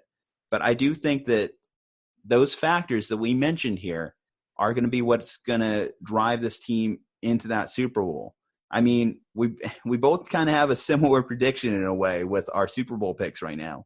We both have the New England Patriots getting upset by a young upstart quarterback. For you, it's Lamar Jackson. For me, it's Patrick Mahomes. So before we go into the Thursday night game, let's just talk quickly about the bottom team we have in this division, the Denver Broncos. You actually had them 8-8. Average finish, nothing special. I had them 5-11. I think I'm a little closer on where they're probably going to finish right now. But I will say this. They have played like an 8-8 team. Mm-hmm. They have 3 losses on game-winning field goals. I have never seen a more heartbreaking thing for a fan base than to see your team literally it was like 2 weeks in a row too, where they had the game-winning drive, and the quarterback on the other team led a drive to still a field goal at the end. And if you're Joe Flacco, how disappointing is that for you, right? Like you're the quarterback, you've got your team pretty much in position to win the game, and obviously you don't play defense. All they have to do is hold them out of field goal range on the final drive, which has sometimes come down to within the last minute, right? Is you would think that a good defense like Denver, and now, they had, who was it that went out? Was it Chubb? Yeah, they lost Bradley Chubb. I will say this, to have a game-winning drive thrown on you by Mitch Trubisky, that hurts a little bit more. Oh, yeah, absolutely, right? And that's what I'm saying. So if you're Joe Flacco, it's what else can I do, right? I got us in position. We've got the lead with only a minute to go, and every single time you give up that game-winning field goal. So I feel bad for Denver fans. I feel bad for Joe Flacco. But ultimately, like you said, if they can hold those teams, their record is a lot different than what it is now. But they ultimately were not able to do that. And so, yes, I think your prediction is a little bit closer than mine and how they'll end up. What do you think about? So I've heard this thrown around there. Did Joe Flacco get injured via press conference? Because it isn't surprising that he criticizes the offensive play calling, and then he gets thrown on IR 2 days later. Makes you wonder. Conspiracy theories, right? But I would believe it. I would believe it. All right. Now, like I said, perfect introduction to the Thursday night game. The Los Angeles Chargers, or whatever, London Chargers, whatever you want to call them moving forward, went into Oakland to face the Raiders, to face John Gruden, one of the most surprising teams in the NFL this year. So we had the Raiders respectively both at 6-10. Not too crazy. Then the Chargers, 10-6 for you, 11-5 for me. And okay, well, talking about just this game in general, the Raiders managed to win this one, and they played really well. Derek Carr is having his best season as a pro, which is making people give a lot more respect to John Gruden. When it comes to Coach of the Year talks, John Gruden is definitely up there. They ended up pulling down the 26-24 victory. This is going to be Derek Carr's second game-winning drive in as many weeks. Led a game-winning drive against the Lions, doing it now against the Chargers. You gotta say this, boy. I think that I would love to see the Raiders make it to the playoffs in their final year in Oakland. I currently have them doing that as the 6th seed at 9-7. Yeah, no, I think it would be great for the fan base. I think it would be great for everybody, especially the move to Vegas. I think is going to be pretty difficult for them, right? Is every single game is going to be filled with opposing fans, right? Because everybody loves to go to Vegas. And so if you could go to Vegas to watch your team, why wouldn't you, right? So I would love to see them make the playoffs this year. I have them just falling short of the playoffs, but if you told me based on the way that they're playing, right, I wouldn't be surprised if they are able to squeak in as the 5th or the 6th seed. Again, I don't have them there, but I think it's been a great story, especially after all the drama that they've gone through this year, right? Is you've had one of your players suspended, another one of your players freezing his feet off. So they've had a ton of drama. They were also on, Hard Knocks, right? And so all of this sort of controversy surrounding them and drama surrounding them, and yet they're still able to just basically get down and play the game how they're supposed to, and it's resulting in good things for them. I wonder, how many years it's been since a Hard Knocks team has legitimately made it to the playoffs. I have to do that research on it later, but it doesn't happen that often. Usually you just have the most dysfunctional franchises in that show. And hard to argue that the Raiders weren't, given everything that they had to deal with this offseason. I actually thought Hard Knocks was kind of boring looking back at it.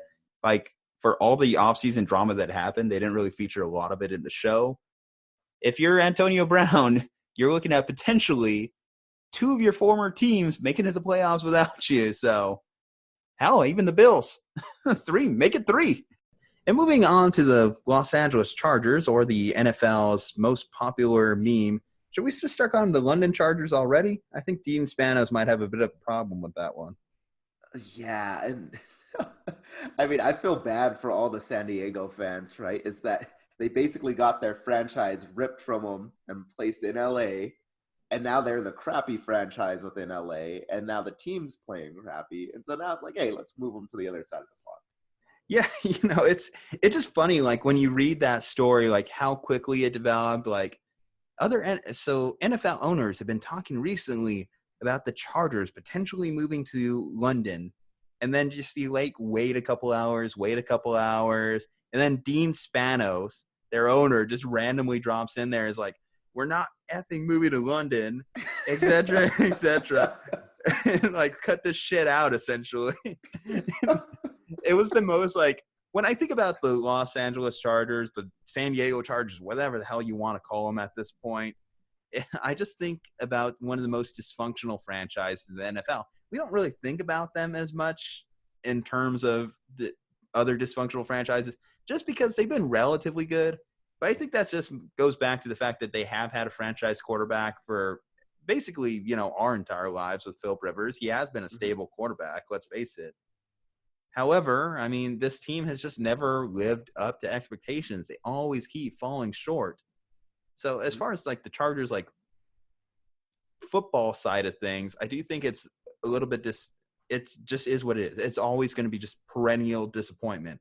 I apologize, Aris. This is just the fanhood you signed up for. You can't blame anyone but yourself. Now, as far as the London side of things, because I do think this is a really interesting topic, and I want to get into this before we get into the Sunday slate. But what do you think of the idea of a team in London? Because it's obvious that's where the NFL wants to go. The NFL knows that its future is in a global game. Yeah, and I think it's hard because the NFL, right, was sort of just so confined to North America, really, right, and really the United States, and so trying to branch it out is going to be tough. I think what's more difficult, so obviously the London games have been popular, and we've started to see more and more of them as the years go on, but the travel is just so difficult. And we even talk about traveling from the West Coast to the East Coast a lot of times, but could you imagine traveling from, let's say, the West Coast to London? Like, you're going to need 2 weeks to prepare for that and get on the right time zone and like prepare your body, right, your biological clock, all that stuff. And so I just think the logistics are going to be really hard. So do you limit then that London team to basically playing only people in like the Eastern time zones, right, or Central time? Oh, you can't do that. The logistics of that. Yeah. I mean, the NFL has a pretty set formula as far as like these rotations. Basically, you're going to face an opposing conference or opposing division in the other conference. You're going to face one extra division in your conference, and then you're going to play 2 random teams. Now, there is talk, of course, of the season expanding to 17 games, 18 games, and we'll see how that affects it moving forward. So with that said, every year you're going to have a different conference, and eventually you're just going to come across those West Coast teams. Now, the only thing that kind of comes to mind in how I've kind of thought about this is, in theory, you could keep the London team just on the West Coast that entire time. Like, let's say they just play all their 4 West Coast teams in that span. Mm-hmm. That's one potential idea, although it's not great because you're essentially robbing them of 2 home games if you do that, which I guess kind of defeats the point of moving them out to London. And with that, you're right. It's just a matter of we don't have fast enough planes. Mm-hmm. It's just one of the biggest problems. One of the great points I heard in terms of getting an NFL team to London was brought up by Pat McAfee is we don't think about how many transactions take place on an NFL roster in a given day. Mm-hmm. Like sometimes they just bring in someone just for a quick tryout and they don't even make the team. So now imagine you get a guy, you sign him from your practice squad, and he has to fly out to London just to find out he's not going to be playing on Sunday. Oh, yeah. And I mean, like, some of the other things when you're bringing in free agents, right? Like, that's a huge deal is the free agent, you want to meet them in your city, right? And maybe show them around town. Hey, let's check out LA, right? Let's check out Atlanta or wherever it is, right? Even Baltimore. Let's check that out. it's a lot harder to say, hey, where are you going to be at? Can we fly you out to London, right? And then, you sort of have to make your decision. You're a little bit jet lagged. So free agent transactions are harder. The other thing is just travel costs in general, right? Is international travel is always going to be much more expensive. So who bears that burden? Is it on the team? Is it on the NFL to cover that? Like, that's a lot of players to have to move overseas every single weekend. Well, not every weekend, but, I mean, half of the time. Yeah, enough of the time to make it noticeable in your travel expenses. Mm-hmm. And certainly, too, like the NFL is not even perfect when it comes to devising the schedule as is. Like the NFL has had to apologize to two teams this year, the Raiders and the Buccaneers, for basically having them on the road for a full month and a half.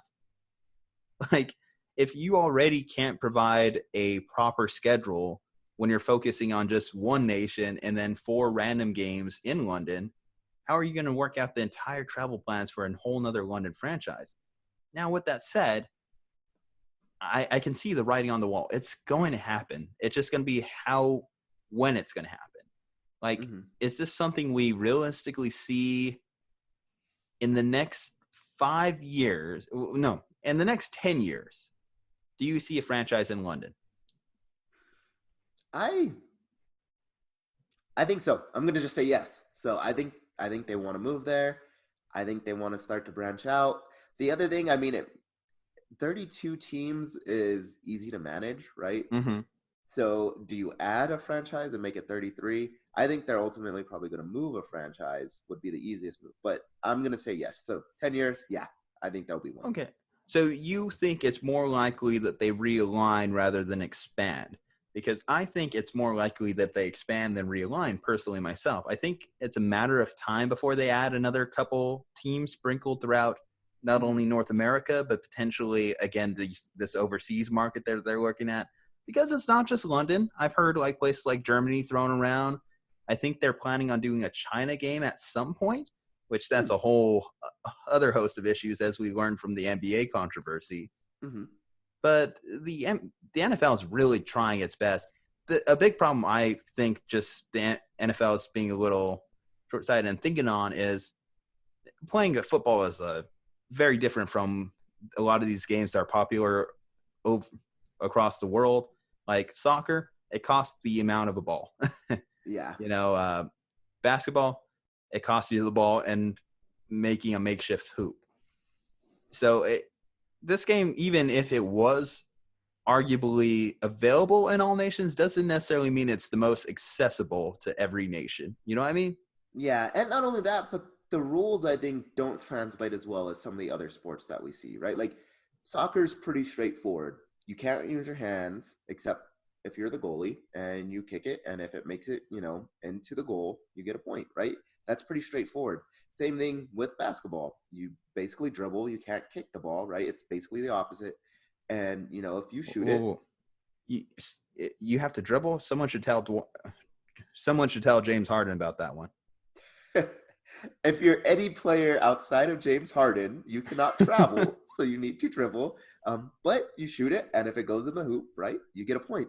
Football is a lot more, like, a little bit weird. Like, yes, you are getting the ball past the line, like in soccer, but it's less straightforward for sure. Solution solved. I figured out. Name James Harden the travel coordinator for the NFL. He would be excellent at that. He's like, all I do is travel. I travel on 82 games, So if I could do 82 games, I could do the NFL schedule. Do you just make a whole Europe division? 4 teams that just play in Europe, and they play their division games over there, and then they just travel for the U.S. for their out-of-division games, their out-of-conference games, in the same way that every other team does? I don't know, but I think the thing is how popular right now is football really in Germany. So London, they've sort of been doing this sort of seedling thing, right? And we have a few games there every single year. And so they're growing the London audience. They haven't really done that in, Germany, France, Spain, Italy, any of those teams. And how long would that take to be able to get a whole European sort of division out there? Well, they did have NFL Europe at one point, or NFL Europa. I don't know if you remember the old Madden games that you had a few random teams just kind of circling around your like potential options. I mean, was it Kurt? No, it was Adam Vinatieri that played for one of those NFL Europe franchises before the league disbanded. So there has been football over there, albeit on a much smaller scale. It was basically a minor league / like feeder system into the NFL. This would be a whole different idea altogether. You know, you're making a whole new franchise, you're putting a franchise there and expecting them to be able to pull top ticket in that market. Mm-hmm. Now, the NFL is not dumb. They wouldn't do this if they didn't believe that there was the audience there, and they sell out these London games. Oh yeah, definitely. They're very popular. I think it's interesting because, so we talked about the Raiders moving to Vegas and everything like that. The London games are kind of going to be similar how the Vegas games are. You're going to see a lot of just NFL fans. You're not even going to see necessarily fans of that specific team. So it's going to be like it's going to be interesting to see kind of how the fans integrate. Like, how long does it take for them to adopt whatever franchise moves there, or is it created there as their own London identity? Mm-hmm. Yeah, no, I think that is a big point. The other thing is sort of how we were talking about with Vegas, right? Is all the fans travel. I wonder how many American fans would be willing to travel to a London game, right? Because me and Eris, we even talked about back when the Chargers played in London. We're like, hey, we should all buy tickets so we could go overseas. Eris has never been overseas, but he would have been willing to go for that game, right? So maybe, I don't know if you get a situation like that where you have a bunch of people traveling over, and then on top of, hey, how long is it going to take for London fans to adopt this sort of new team? So they might be playing basically a non-home field advantage system for a while. And you also want to consider how long does it take for this team to become viable enough to, you mentioned being a free agent destination. Mm-hmm. This team would pretty much be relegated to having to build through the draft. Because as much as Americans love Europe for a place to travel, a place to see every now and then, vacation, etc., if you asked the average American, would they want to just straight up move to Europe? It's a whole different story, in particular because there's a lot. So we even talk about this with the Toronto Raptors. These guys have to get like work visas and stuff. They have to go through customs before they travel on just a basic road game to LA. Mm-hmm. I imagine that would be twice as strenuous going from overseas for these guys. Yeah, and I mean, it's just like you said, it's hard. Your family isn't there. And London, even though I think London seems like a really cool place, I really do want to travel there when I travel, to Europe at some point in the future. But I've heard like it's sort of dark and cloudy all the time, right? Like it's a little bit more north when it comes to Europe. So it's not like, hey, I get to hit the beach every day, right? Like if you're playing, on a nice beach in Spain or something, that might be a little bit more doable, right? Or in Italy or something like that, or in Greece. And you're like, hey, I can go to the beach every day. I get plenty of sunlight. Like things are kind of nice over here. But London, it's sort of just like a big city, sort of like that New York or like Portland or something like that, sort of more north. And it's sort of cloudy and cold all the time. And like you said, it doesn't feel like home. Your family's not around. Your friends are nowhere close. So yeah, that plays a big deal into like being an American free agent. And even though, and would it change the complexion of the draft with if you're a prospect and you really don't want to move overseas? Does that create a whole list of problems that we haven't really seen? Like we've seen players that have threatened to sit out an entire year if they're drafted by a particular franchise. What if that happens with this London team? What if there's some pushback? Are we talking about a legit international crisis? I think maybe. I don't know if it'll be as bad as like the China and Daryl Morey crisis, right? Like I think people in Europe are probably a little bit more easygoing about certain things, right, than the Chinese government. But I could definitely see it, right? Like Eli Manning forced his way out of somewhere. Yeah, I wonder what franchise that was. I'm just saying, Oh, Eli Manning didn't want to play for a certain franchise. Just think, if Eli Manning had gone to that franchise, he could be going to London next year. Yeah, and they would have kept him around too. So rather than being backup, or I don't know, is he going to retire? Different sidebar. No, that's a different story. London, Europe. Yeah. No, you're exactly right though. Like if I'm the number one pick in the draft, I also don't know how big of a market my market is out there. Like I could see the argument for, well, you're the only team out there, but at the same time, you're the only team out there. So it's not like, you know, you might be selling a whole bunch of jerseys and stuff like that. Like there might not necessarily be a whole lot of people that care about you out in Europe. Mm-hmm. Whereas, you know, if you're here and you're playing for one of the big teams, right, a Russell Wilson will sell lots of jerseys. If you're Tua and you're playing for the London whatevers, like, do a lot of people buy a Tua jersey because he's playing out in London? I don't know. Well, I mean, you're right. You're the only game in town. You know, you're probably just going to pick up even casual support just because you represent that entire country at that point. In the same way, look how popular Kawhi will be forever in Canada. Yeah, the argument there, though, is he brought them a ring. Yeah, I mean, and that would be a big pressure on whatever franchise that is that ends up being based out there.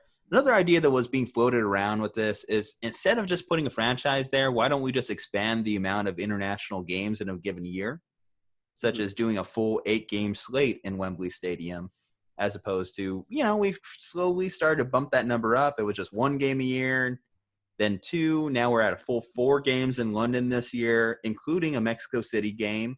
Mm-hmm. Do you just give them 8 games of just random teams mixed in there? That might be a better way of doing it, right? I would be on board with that. So as a fan, like I said, Eris and I, we were planning. We even had like a few of our friends, and we're like, hey, let's all go see that London game. And that's the thing, as I would like to go and see some games overseas. I think it's always fun. I like travel. I like especially international travel. So to me, I think that's a great idea. You get some of those fan bases that'll travel overseas because they want, you know, to possibly get out of the country. I think Americans, we're so like used to only staying on our side of the world that we're looking for some excuse to get, you know, or to have to travel overseas. And I think it would get a lot of fans out there. And I think people would enjoy that. So I like that approach more than actually making a team out there. Yeah. And the last thing I'll end with the subject is, do you think we will see a team, maybe not based in Europe, but Mexico or Canada are still viable options, aren't they? Yeah. Okay. So I guess, so I know that I said London in 10 years. Can I switch that to an international team in 10 years? Or is that backtracking too much? No, that's fine. I think that is a complete possibility because I have said this theory out there, and I know we always joke about Bills Mafia hating us, but them just going a few miles across the border from Buffalo to Toronto, being that they've played a couple games in Toronto already, that's an option. You know, Toronto, if it was in the U.S., would be the 3rd biggest market behind LA and New York. Mm-hmm. So Toronto, I think it's very likely that they get a franchise at some point. If we keep putting games in Mexico City, I think it's a very likely possibility that we're probably going to see a team there at some point. Granted, they got to stop having what was the singer they had last year that ruined the field prior to the Rams-Chief game? Oh, I can't Sierra, remember, right? But I think so. Yeah, something like that. No, it wasn't Sierra. I'm thinking of Russell Wilson's wife.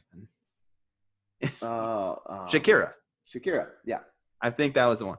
Yeah, no, they just need to make sure that their field conditions are up to par this year so we don't have to worry about star athletes getting hurt. So, All right. Which I think they would probably do some type of investment to make sure that whether it's the stadium, right, that they're going to be renting from a soccer stadium, or if they actually build a new one, because Mexico City is gigantic and they could definitely host another stadium somewhere. All right. So let's move into Sunday's games. So starting it off, early morning game, we have the Lions. They are going into Chicago this week. Now, the Lions have been sputtering quite a bit. Their defense hasn't been playing nearly as well as they did to start the year. Matthew Stafford's still looking pretty good. And then obviously you have all the turmoil going right now on in the Chicago Bears locker room. Mostly all eyeballs on Mitch Trubisky at this point. There's a lot of popular conspiracy theories right now. Is Matt Nagy sabotaging Trubisky to get him out, to get Trubisky out of there so he could bring in another quarterback? And I don't think that's too unrealistic when you also consider another big headline this week is literally they do not allow television right now in the Bears locker room because Mitch Trubisky didn't want to hear any more negative feedback from the media. Like, how childish is that? It's just a mess. Like, I mean, come on. And it's not like I could see if this were, like a Tom Brady or an Aaron Rodgers making that demand, right? Like where I have my respect and I don't want to hear that. And even for them, I'd be like, that's a weak move.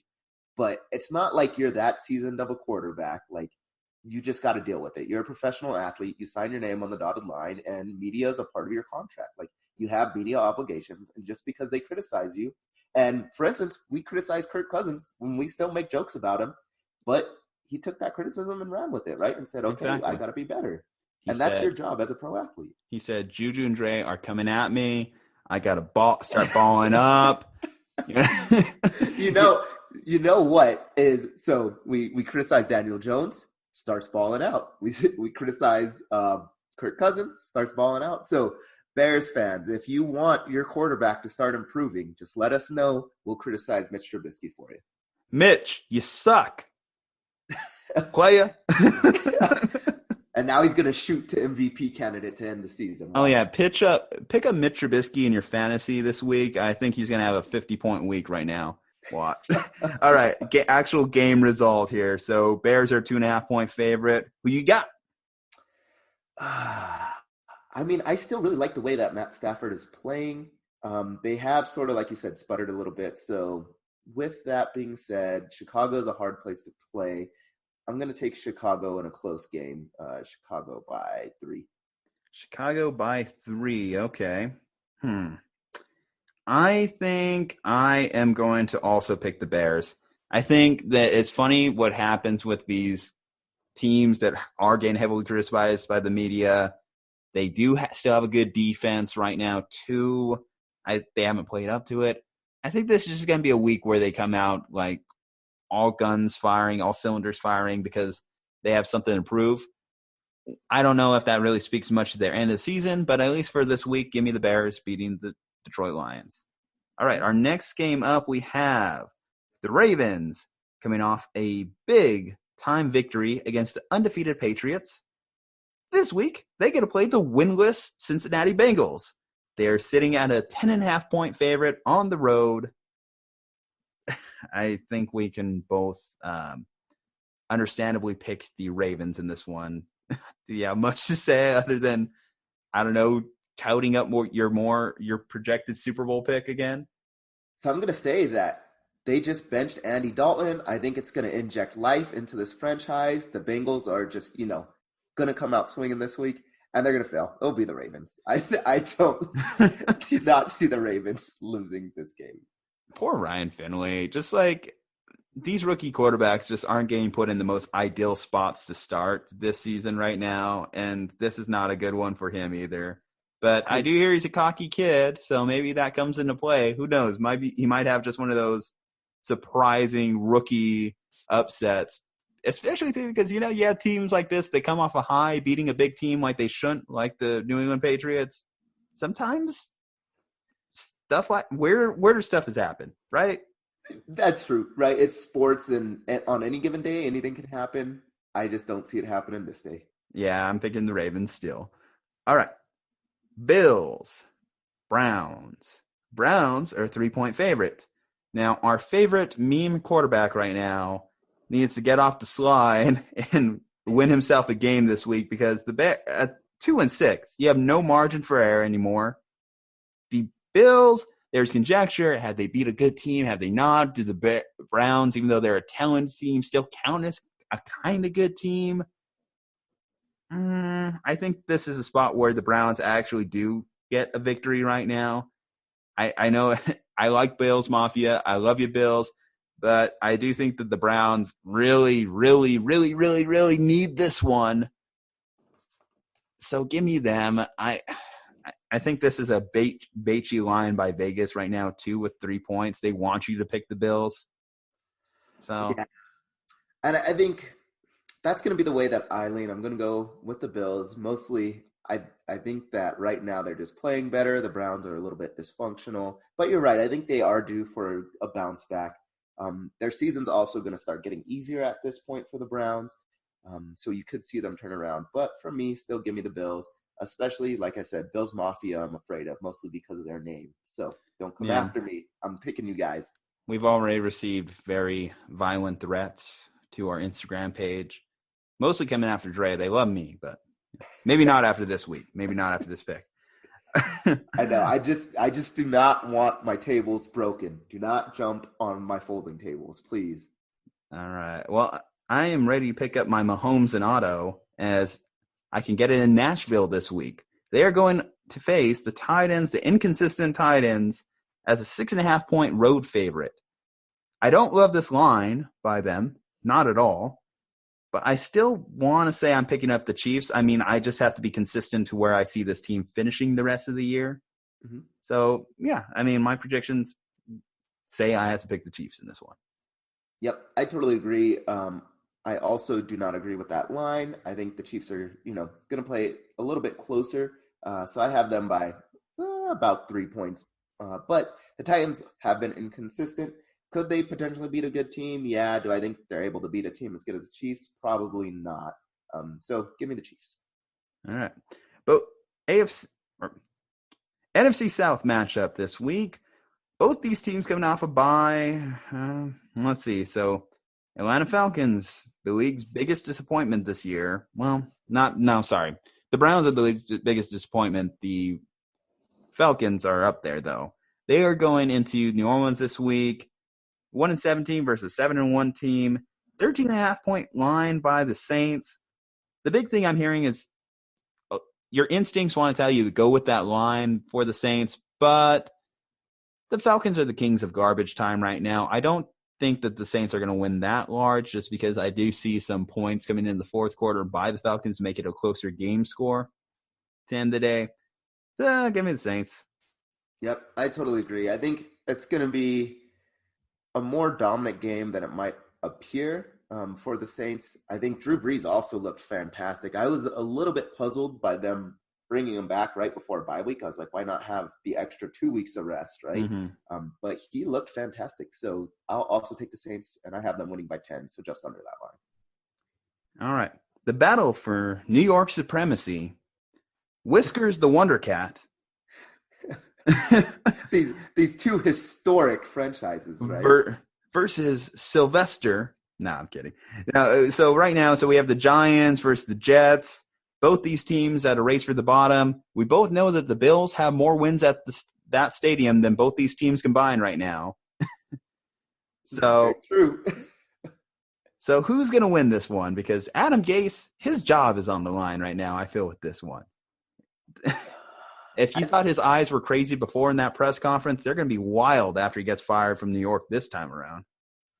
Yeah, I think I'm going to go with the Giants. I just see a little bit more signs of life from them. I think Daniel Jones is performing just a little bit better, though, like we said, Sam Darnold, before he had gotten sick, I thought, hey, this will be, sort of his breakout year, maybe not make the playoffs, but perform really well. But right now, I mean, the Jets also being, humiliated by losing to the Dolphins, right? I just don't see them in a good spot right now. So I'm going to take the Giants. I think I'm going to go with the Jets because of the humiliation, right?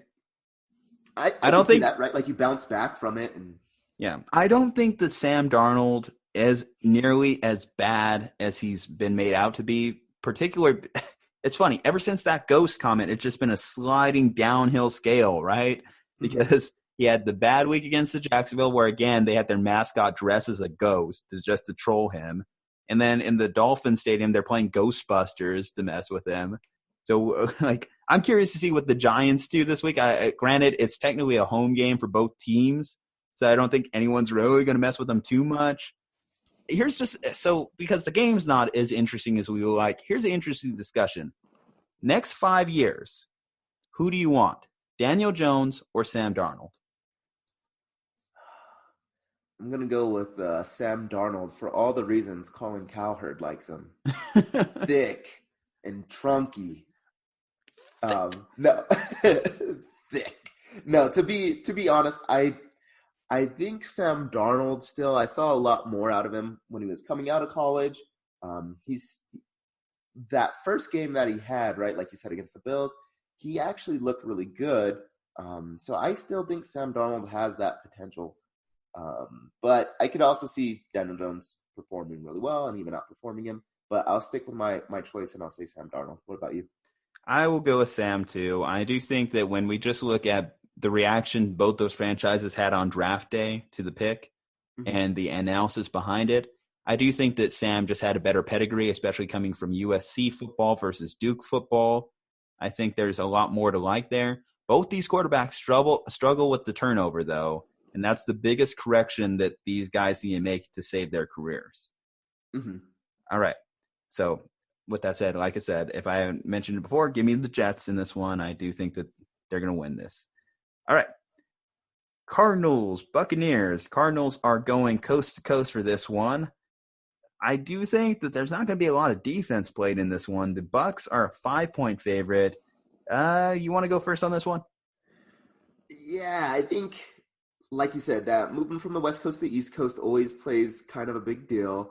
The Buccaneers, like, I guess you could say they're a talented team. They've played really well against some tough teams. Then they played poorly against other teams.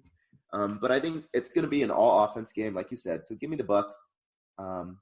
And it was a 5-point line for them? 5-point line, yes. I mean, I think that's fair. I guess right above it, just to be consistent with how football is scored. So I guess I'll have the Bucs by like a touchdown. All right, I'm actually going to go with the Cardinals in this one. Just look at both these teams' turnover differentials. Like I mentioned earlier, the Cardinals are one of the most safe teams in terms of not turning the ball over. Whereas you look at Jameis Winston, he's going to turn it over at least 3 to 4 times a game. So yeah. Give me Kyler Murray in this one. I like them a little bit more. I like what they're doing. I think Larry Fitzgerald's going to have a big game going against Hargraves in the slot. I think this is going to be a good week for the Cardinals, especially they had a long break coming off that Thursday night game too. Yeah. So the crazy thing, right, about Jameis Winston is he's a guy that will go and put up, 3 passing touchdowns and still have more turnovers than he has touchdowns, which is crazy to me. But right. All right. Next game we have, so the Dolphins managed to get their first win. Congratulations, Miami.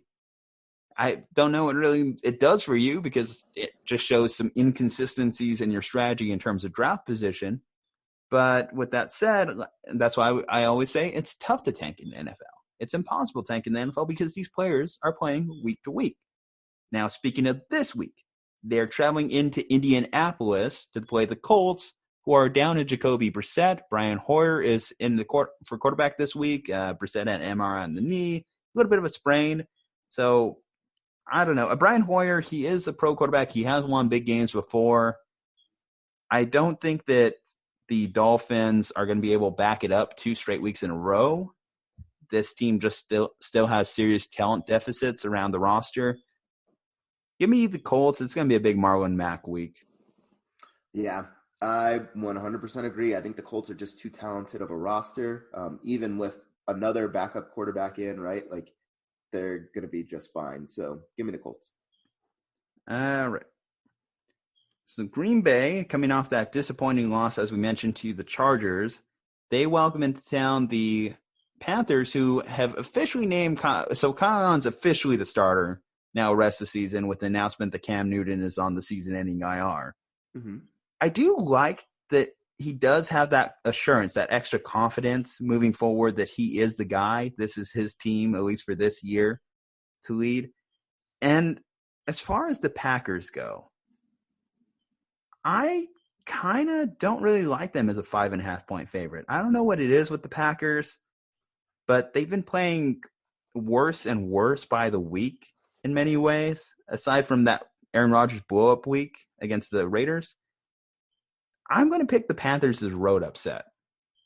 Really? Yeah, I like this team. I don't know what it is. In Lambeau, But they've lost before. There. I mean, yeah, that's true. But I think you're going to Lambeau. It's going to be cold, right? They're not necessarily used to being a cold team. I think Aaron Rodgers, he's probably going to get some heat after the last game. I still see the Packers winning by that much. Probably not. I think it might be closer than people think. But still, give me the Packers. All right. Hold on real quick before we move on. So what do you think? One, what do you think happens to Cam Newton? Think he ends up on another team? What I think happens, Cam Newton, well, I mean, the Bears position's open, right?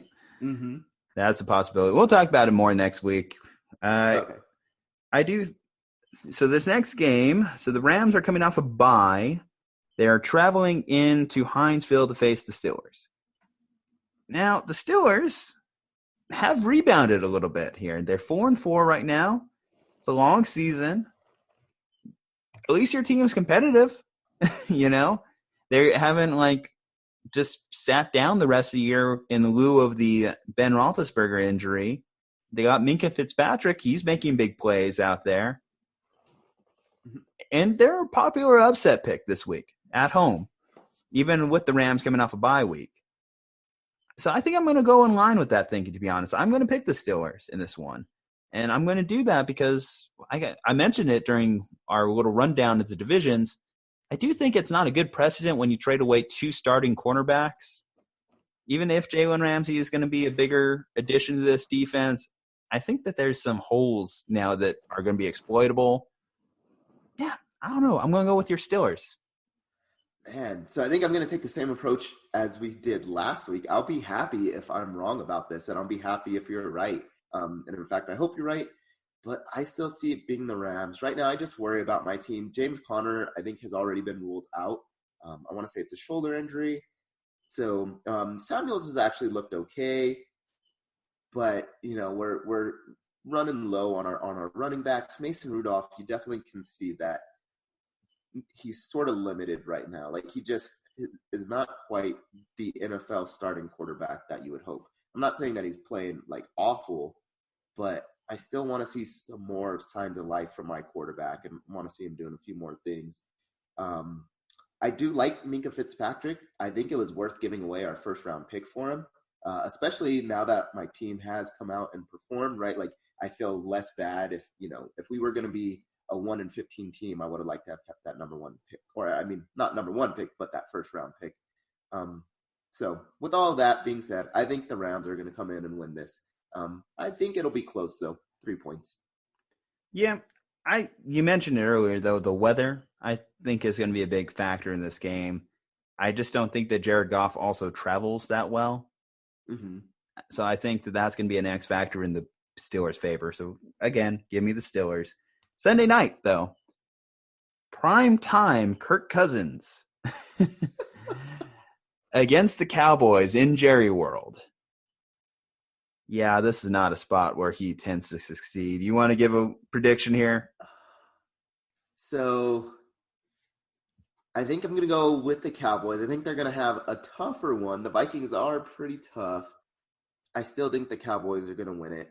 Especially, I think they're trying to fight for, staying ahead of the Eagles, which if they win it, they are still, I think, in the lead, especially when it comes to tiebreaker because they have that win over them. So I think the Cowboys are going to come out firing. Though I was surprised by, Dak did not look very good that first sort of half of the last game that they played against the Giants. An interception right off the bat and, happened several times throughout the night. So I'm a little bit worried about them right now, but I'll still take the Cowboys. I'm going to also go with the Cowboys here. We've seen this story too many times. Kirk Cousins in a primetime game. It's like watching Andy Dalton in a primetime game. In fact, one of the most apt comparisons I've ever read is Kirk Cousins is Andy Dalton with a better agent. I would believe that. Yeah, absolutely. So yeah, so give me the Cowboys, especially Adam Thielen's out, so they lost a big piece in the passing game. It's not lining up for them. As far as the line, 3 points to Dallas, I'll go with the Vegas line here. Give me the points.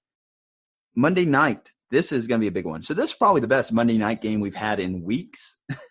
It's funny how the scheduling has broken down for these games. I mean, moving from the Dolphins and Steelers, no disrespect, to the Seahawks and Niners for NFC West division supremacy.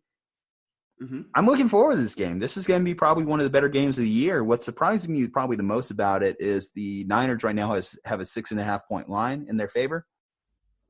Now, I think that's just given that Seattle's defense, as we mentioned, hasn't been up to snuff. This hasn't been a good team defensively at all. They're largely driven by Russell Wilson and what he's able to do with those weapons he has out there. They added another one. Josh Gordon might play this week. What's going to be the X factor here is I don't see how they necessarily slow down this Kyle Shanahan offense. So I'm going to go with the Niners in this one. Move us to 9-0. I don't think we're going to go undefeated by any means, but again, consistency with my projections rest of year, I have to go with the Niners. Yeah, I think I do have the Niners at least losing at some point. So I'm going to say, hey, it might as well be now. So I'll take the Seahawks actually in this game.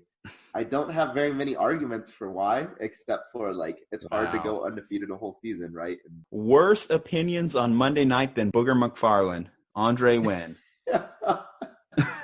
Hey, I can just repeat a few words and give bad opinions and make just as much money, I mean, that's basically what we do. No. I'll go with the Seahawks. That's fine. I think that it's going to be a tightly contested game. Russell Wilson is the most frustrating quarterback I've ever had to watch in terms of his performances against the Niners. So I'm not going to lie. I'm a little nervous about this one. I guess if you're having trouble contacting me on Monday night, it's probably because I'm in a drunken stupor watching Russell Wilson bail out of the pocket for the 50th time. All right, Dre, that does it. Another week in the books. Episode 15 out of the way. We just keep rolling through. Another month in. I got to ask, man, though, how was your week of vacation? I know running a podcast is so stressful that you just got to take time off from time to time. But I tried to have a week off of, not talking to you, and somehow you still happen to call me on my phone while I'm out on vacation. Juju. Just you know, it was a vacation from you specifically. Dude, this just shows that we're not made for marriage. Just clearly, we're already sick of looking at each other and talking to each other after just 3 months. This is why my relationships never work, Dre. Oh, no. Trust me. I know. No, I'm just kidding. Portland was fantastic. So it's a really cool city. If you've never been, it's fun to check out. The show Portlandia is a little bit exaggerated, but it's actually kind of accurate. So it's a fantastic place, especially this time of year. It's super pretty, super beautiful. You see all the leaves turning different colors. You got the rivers that run through there. So it was fantastic. Now, it sounds like it. How was that little speakeasy you were talking about on the last show? Did you end up going there after all? No, I really wanted to go. It was cool. I was trying to get down there, but we just didn't have time. So I was really only there for about 4 days or so. We had to end up going down to Salem. So my girlfriend, her niece, wanted to go trick-or-treating with us. So we had to take her out trick-or-treating, which, was always cute. She's a 5-year-old. That was fun. It was a cool neighborhood. And so unfortunately we didn't have time. And then Saturday we left so early in the day that I didn't get a chance. But if you're ever out there, try to find that speakeasy and see if you can go. Is that like Hogwarts? I got to believe it's there for it to be there. So I guess a little bit. You actually have to do some digging and look through the different books to figure out how you get in there. And nobody on the internet, I know, nobody on the internet will post which book it is. So you have to do a little bit of digging. Reading a book, Aundre? Come on, opening up a book? Who does that anymore? Gosh. This is why we listen to podcasts. Exactly. So we don't have to, and we could rot your brains internally as you listen to us through your headphones. We see you, listeners. We feel you. We love you guys. Thank you so much for the support. As always, go to our Instagram page, @Slumpbuster Podcast. Follow us @SlumpbusterPod on Twitter. at Slumpbuster FFB for our fantasy football updates, theslumpbuster.com for our weekly fantasy football rankings, our power rankings, etc., etc. So many more, so many great shows going on. We literally have not only the Slumpbuster with Juju and Dre, the Slumpbuster Fantasy Football Podcast with Ayers Blakely.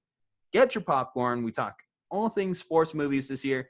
This week, we will literally have the review of Space Jam, the 1990s classic. Millennials, get your popcorn ready because it's time to rewatch Space Jam. Another big thing we're starting up, C-Money has one of the most majestic laughs that I have heard in my adult life. And it brings joy to all our fans to listen to him and react to some of the videos that I've been sending him. So go support the Slumpbuster Reacts on our YouTube channel. It's a fun show. We talk Gridiron Heights this week, George Carlin's famous bit about the differences between baseball and football. Don't know if you've seen it. Have you seen that, Dre? I haven't. No.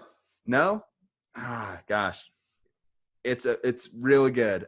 Like, George Carlin, are you familiar with a lot of his work? Not so much. Okay, well, he's definitely one of those comedians from the late 80s that's very worth looking into. Mm-hmm. Anyway, guys, like I said, all great shows. Keep liking, keep subscribing, keep reviewing. Dre, anything else from you? Nope. Just appreciate the listeners and all the viewers that we got. So keep it up, guys. We appreciate you, and thanks. Don't forget to subscribe. We'll see you next time. I swear to Jesus, if this is those wrestling again. Okay, good morning. Hi, I'm just calling this morning to ask if you're a supporter of the United States military. Oh, my God, I apologize. We've been getting calls all morning. I apologize, and yes. Fantastic. Yes, I am. Great. Are you a supporter of the Marine Corps? Yes, absolutely. Good. Absolutely. Great, because a former decorated member of the United States Marine Corps needs your support. And his name is John Cena! He's gonna get in the ring and put boots to asses this Are weekend! you kidding me right now? WWE Are you kidding me right now? I can't even handle this. I cannot handle this. Available right now at a low price of only $39.99. I can't believe you're still calling me. I'm about to lose my